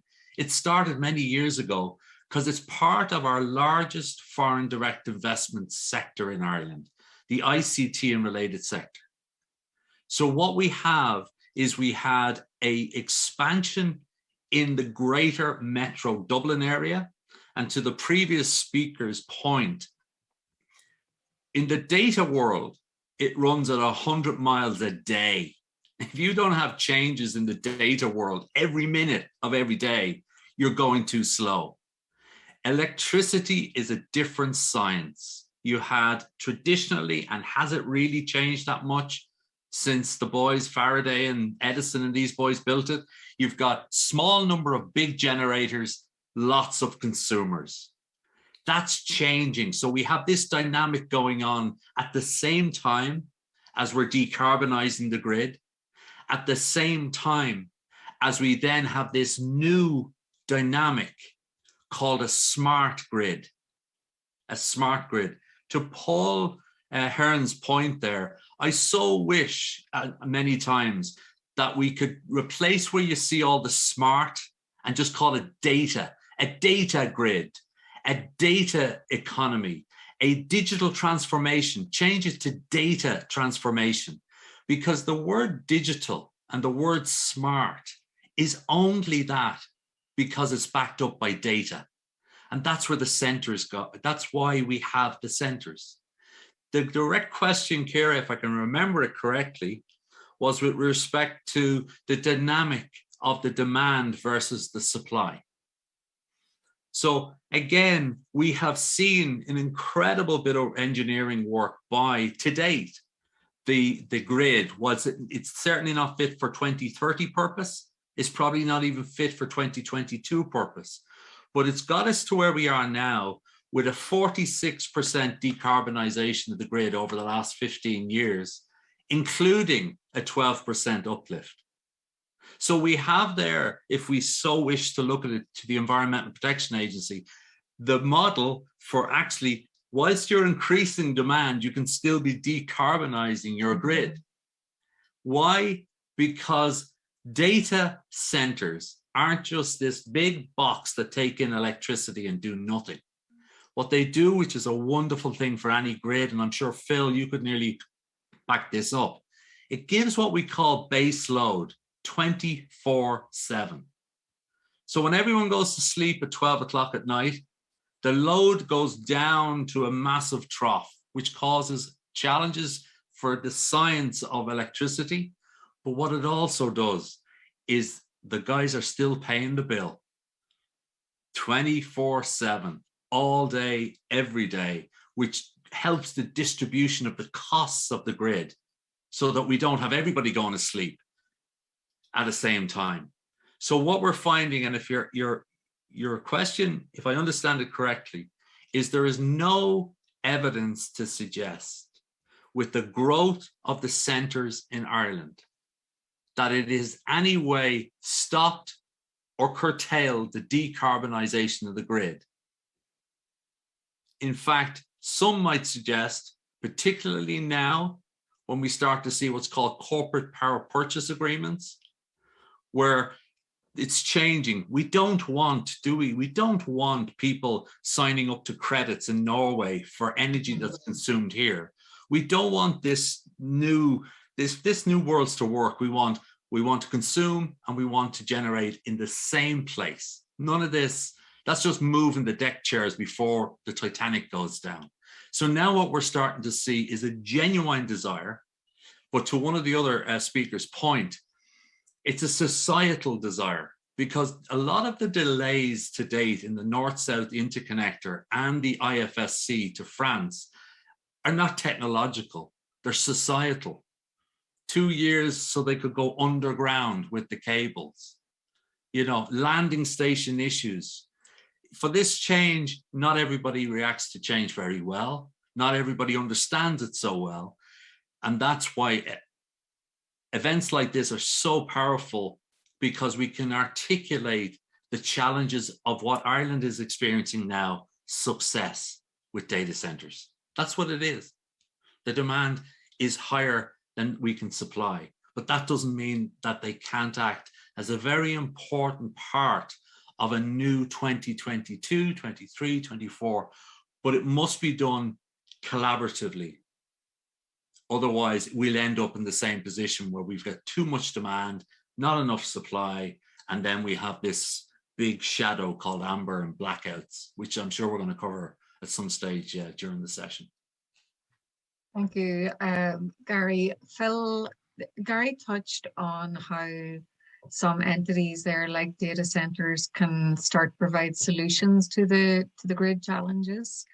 Have you any examples where you have companies contributing or be it changing their load patterns or using the energy that they create at site to support the grid and be paid for it? I'm just, if for companies in the audience, and there are quite a variety of companies, some small, some bigger, some own their own buildings, some don't.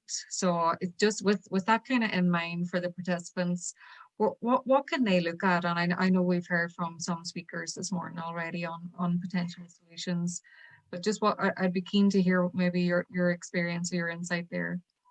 Hey, so Ciara, yes, very much so. We in fact have what we call our Eaton Energy Aware UPS. So UPS as a reserve, so you're in uninterrupted power supply, which sits in your data centers, and it also sits in the majority of your commercial buildings for backing up your IT data and for backing up the data centers. And we can use the UPS as a reserve as another area for assisting the data centers to green their energy, and for companies to green their energy and help meet their sustainability targets. So it enables the data center to contribute to the renewable energy and generate revenues from the necessary investments that they have in their premises, of course, data centers and commercial buildings. So that puts the company and the system and the data center in control of their energy, choosing how much capacity to offer, when and what price, and helping the energy providers balance sustainability energy demands. So it balances the grid. It's on demand. It's bi-directional. So they can tap in and tap out as needs be whenever. And in fact, we actually have our own HQ in Pembroke Road.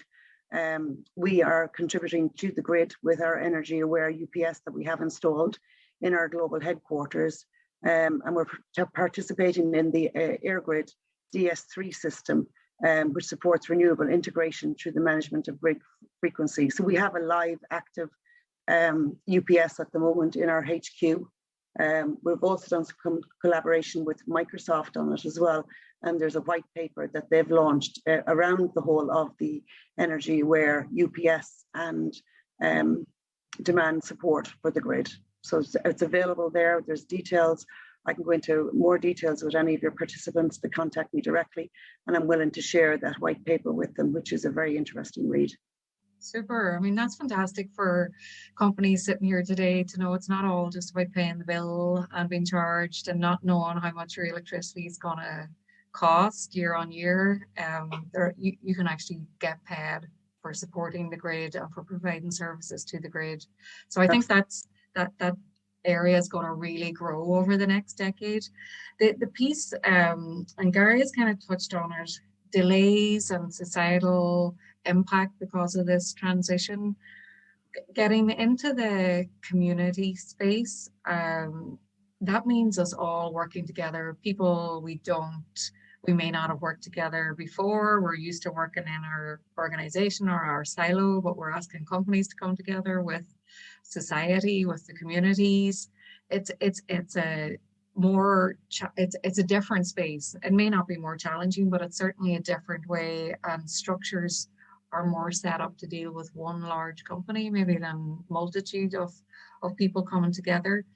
I was going to ask if Nikita is still with us, or Paul Herdens, or have you seen on the ground this kind of, it's not so much a conflict, but it's how do we do this best and get the results that we as a country need. So I'll bring in Paul if we can. Certainly. Among the big ICT companies, there is a huge willingness to share the journey. And it was already kind of established. There have been a few recent developments in the ICT world where it started off in terms of cybersecurity, and then it came through with GDPR. As massive changes occurred and everybody needed to start to align to common practices, large companies began to document and share their journey so that other people and other organizations could understand what was needed and begin to implement and achieve to the same level. Sustainability has taken that way beyond, and certain areas as well, such as the circular economy. Large companies are starting to document their journey. they're starting to put down the procedures and the plans that they have so that others can see what best practice looks like. So sustainability has absolutely accelerated that process, and it has meant that there's more information out there now than ever before. And as you said, there's reluctance in places, and usually it's not through any form of malice. It's more a lack of information. So it's generally not a lack of willingness to embark on these changes that are necessary, because unfortunately, to use the term, although I know Gary is reluctant, like the digital transformation trend and requirement, I suppose, has meant that change has become a way of life for many industries, not just technology, many sectors. And capitalizing on that, the sharing of information, the sharing of journeys, and best practice will allow more people to come on board, to understand, to address any areas of reticence or reluctance that they might have, and to actually achieve more quicker. And just on one of the points, I think, Dudley, you mentioned it earlier as well. In measurability and manageability around emissions in particular, common reporting standards are absolutely vital. So a number of companies as well are sharing things like scorecards, so that people can actually start to look at their own operations, measure, manage, but then compare, so that you can actually see anonymized versions of what does another organization of my size in roughly my geography, how does it perform in these areas? And that's absolutely vital, because as we know, if you can't measure, you can't manage, and if you can't manage, then you really can't say how well you're doing. So I don't think there's too much in terms of reluctance or unwillingness. I think some companies are struggling with information, and fortunately there's now a wider support there than there ever has been before. But just one other point I'd like to make, coming in on what Gary was talking about earlier in terms of energy usage and things like that. There was a study from 2020 by a group of academics led by Professor Massenet. And it found that between 2010 and 2018, despite a 6-fold increase in data processing capability globally, electricity consumption by data centers globally only rose 6%. And furthermore, a study based on those findings by the International Energy Agency found that despite an expected 60% increase in demand for data processing until 2022, that consumption is more or less going to remain flat. So again, there's huge increases in capability, but that doesn't necessarily mean a massive increase in consumption. And consequently, it doesn't necessarily mean an increase in emissions. So the data industry in general is developing the tools, the capabilities, and the monitoring that can then be shared and brought elsewhere to help others to actually reduce, to be more efficient, and to make that transparent and shareable. Thank you, Paul. I think we could stay talking on this topic for the next couple of hours, but I noticed the time and we have a few minutes left. I'd like to go around the panel and just get your fast forward 2030, your business in Sandyford District. What changes do you think you'll have seen happening in terms of energy, electricity, all the services that go around that, and including things like transport, heating. So I see a lot of opportunities along this decade, and maybe paint your picture for 2030. Gary, your microphone is open, so I'll maybe start with you and then work my way around the panel. The one thing that's absolute sure is change in the narrative, change in the story, change in the incentives, and the grid. The backbone of Ireland's decarbonisation strategy is the national electricity grid. It's how we're going to decarbonise transport, and it's going to be all aspects of life, right? The word you're going to start to see coming out left, right, and center, and you heard it here first, is prosumer. The concept of a prosumer is exactly what Phil has said. If you will use capacity off the grid when you need it, you will sell on and back on when you don't. So for instance, in the home, I'm very much hoping with my smart meter, otherwise known as the data meter, that we will be able to have solar panels on the roof, and I'll be able to store that in my own battery. And therefore I'll be able to sell onto the grid when it needs it and take off from the grid when I don't, running my car. And that's the optimum, prosumer. Then you get into, as one of the other speakers said, how do we aggregate all of my prosumer mindset via my smart meters? I can do regional microgeneration, aggregating, like a community, like a co-op, 10 different rooms. Talk to Ethos Engineering, who are part of the Sandy for Business group, who basically are now going into buildings, and the first thing they look at is the smartness of the building.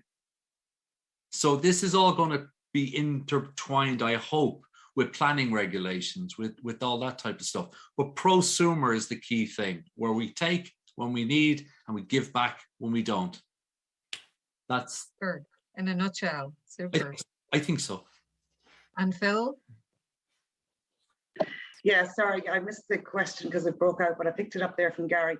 Yeah, definitely. I mean, the way I see it going forward, and we see it in Eton, that we're helping building owners transform their properties into energy hubs by the installation, as I said earlier on, by the solar panels, the battery storage solutions, and their smart EV chargers. And when combined with the energy management system, it can provide an overall monitoring and control optimization. These technologies allow to bring the building owners to monetize the EV charging and to drive cost savings by maximizing the green and the off-peak energy consumption. So when we fully embrace the EV charging opportunities, the solar, the building owners can even go further, providing valuable services to the grid. So as I said earlier, by storing, reselling the excess power to help utility operators stabilize the power system going forward. So it's a huge opportunity out there. Fantastic. Edwin, would you like to paint that picture? Sure. Adding to the previous speakers, we see that within the time frame that we're talking about, you pinpointed this to 2030, right, and onward. We see that the power infrastructure, the global smart grid, if you like, is more and more becoming a worldwide web of energy, if you like, the Internet of Energy. We also see that the smart grid, or the intelligent grid, the power grid itself, is not only a macro grid, but also a micro grid, to the point that I think Mr. Gary was mentioning earlier, residential areas that are becoming greener, that become not only a smart residential area or a campus, like a high-tech campus or what have you, or a university campus. It also becomes a generator of energy for themselves, but also to distribute that energy across and via the power grid to other areas of the region that they're part of. A network of all these different microgrids combined together with all kinds of other data enablers that go and sit on top of it. It becomes a distribution network, not only for power, but also for information. And that's already happening. One of the persons earlier was mentioning that it might not go as fast, and we haven't seen much of change in that. I would dispute a bit. There's a lot of digital operations that are supporting the physical operations as we speak. The Dubai Electric and Water Authority is a very good example of an organization that has created a completely digital version of their physical operations. And they're using this digital version of their physical operations to understand better where in their physical operations they can optimize and they can be more efficient in their daily operations. Power lines, inspections, and what have you, not with people climbing up in towers, being subject to high risks, where organizations need to pay lots of money for in terms of safety and security trainings, but also insurances. But having these people still do their job, but having digital technologies to help them do their job better. drone technology to help create a better and a higher quality view of power lines for a physical power line inspection, for example. In the world of exploration and production, where in the past, physically people would have to move into very harsh environments, and then with seismology and seismic machinery have to explore certain fields.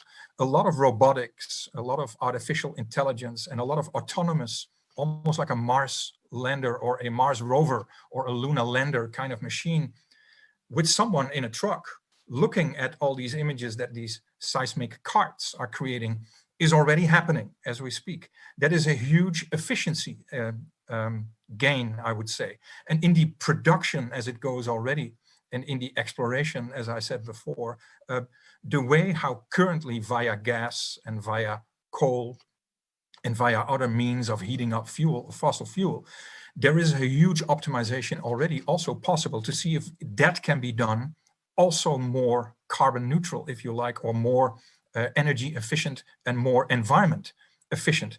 All these things combined tap into what Mr. Gary also mentioned, is that when it comes to the power that is being demanded versus the energy that it takes to generate it or that's being used by it, correctly said also by Mr. Gary, I think is his name, data centers worldwide, and Huawei is a very good example of producing technology, digital technology, that is known for a number of traits. One of these traits is that it works on the lowest level of energy consumption possible. That means the data centers that we put in place do not only have more capacity at a lower energy level, but have also the capacity to be more efficient in the management of their energy and in the usage of that energy. This is possible, coming back to my first point, of eventually the creation or the establishment of what we consider the Internet of Energy, the World Wide Web of energy. Fantastic. I think all the techie people in the audience are getting super excited. I certainly am. If we can go into the studio and maybe just hear a final comment from Dudley and Paul, please. Okay, yeah. So 2020 has come, and now we're looking at 2030. You know, in 2021 the results came in, and we started to adjust to try and catch up. We're now moving into one hell of a journey. It's, as Ursula von der Leyen calls, Europe's man on the moon moment. The elements of that journey are organization of people, you know, on the ground into microgrids, smart energy cells making up microgrids, prosumers, all that kind of thing. Certainly the energy is blended. It's blended from whatever means. Electricity is a primary conductor. But it is a very steep curve, and we have a lot on our plates, and thankfully this will mean a lot of collaboration between companies, but also hopefully it'll see a lot more experimentation on that front, contained experimentation and new advances. And 2030 in Sandyford should look like more resilient communities that can get through the trials and tribulations of the energy transition, which won't be easy because we've set, what has been set out are very dramatic goals, and goals that I think we all will set out to achieve. So I see resilient communities, I see local microgrids developing through local smart energy cells. I see large companies working with local enterprise groups, you know, in a seamless way through new sets of rules and digital technology. So Dermot, I've said enough. I think you must go on. Well, I think to add to what everybody else has said and to maybe characterize it with some more buzzwords, to digital, I would add distributed and interconnected. So in exactly what you've said, solar panels on every business roof, microgrids, community grids, and also the interconnectedness of cooperation between large organizations, small organizations, and essentially that sort of community-based approach that will see local resources combined with the measurement and management capabilities that will then allow them to participate in what Edwin said of a kind of a worldwide web. But this idea of distributed in terms of both management, power and consumption is probably going to be one of the biggest changes that we'll see. But it is coming, and as you said, there's going to be a lot of disruption as we go, but it is what is necessary to meet our sustainability goals, but also to meet our development goals and to really fulfill the potential that we've already got. Thank you very much. Back to the studio. Thank you very much, Dr. Cathaoirleach. I suppose my takeaway from this morning's session is that to a certain extent we're in control of our own emissions, but we have the assets, to produce green, sustainable energy, but not alone to produce it, but also sell it. So it's something that we need to develop and push. There's not many countries in the world have what we have, so it's something that we need to invest immediately. I'm also looking forward to being a prosumer in the not too distant future. I find it quite frustrating that we can produce electricity, but we can't sell it back to the grid yet. A mainstream residential properties. So I'm looking forward to that date in the future. Thank you to all our contributors today, with Declan Barrett, Dudley Stewart, Pete Thomson, Paul Martin, Nikita Shetty, Edwin Diender, Dr. Cathaoirleach, Paul Hearns, Phil Kane and Gary Connolly. A reminder about tomorrow. We have a full day tomorrow. It's jam-packed, some great speakers. In the morning we have energy, and then it's followed by waste and water in the afternoon. So full details are on sandyford.ie. And also a reminder that everybody who's joined us today, tomorrow and Wednesday, will be automatically entered into a draw to win a Modmo Saigon S e-bike that's valued at over €2,200. So again, thank you to all our contributors, those that sent in questions as well today. We couldn't get to them all, but maybe we'll get to them over the next couple of days. So thank you, and I hope to see you again in the future.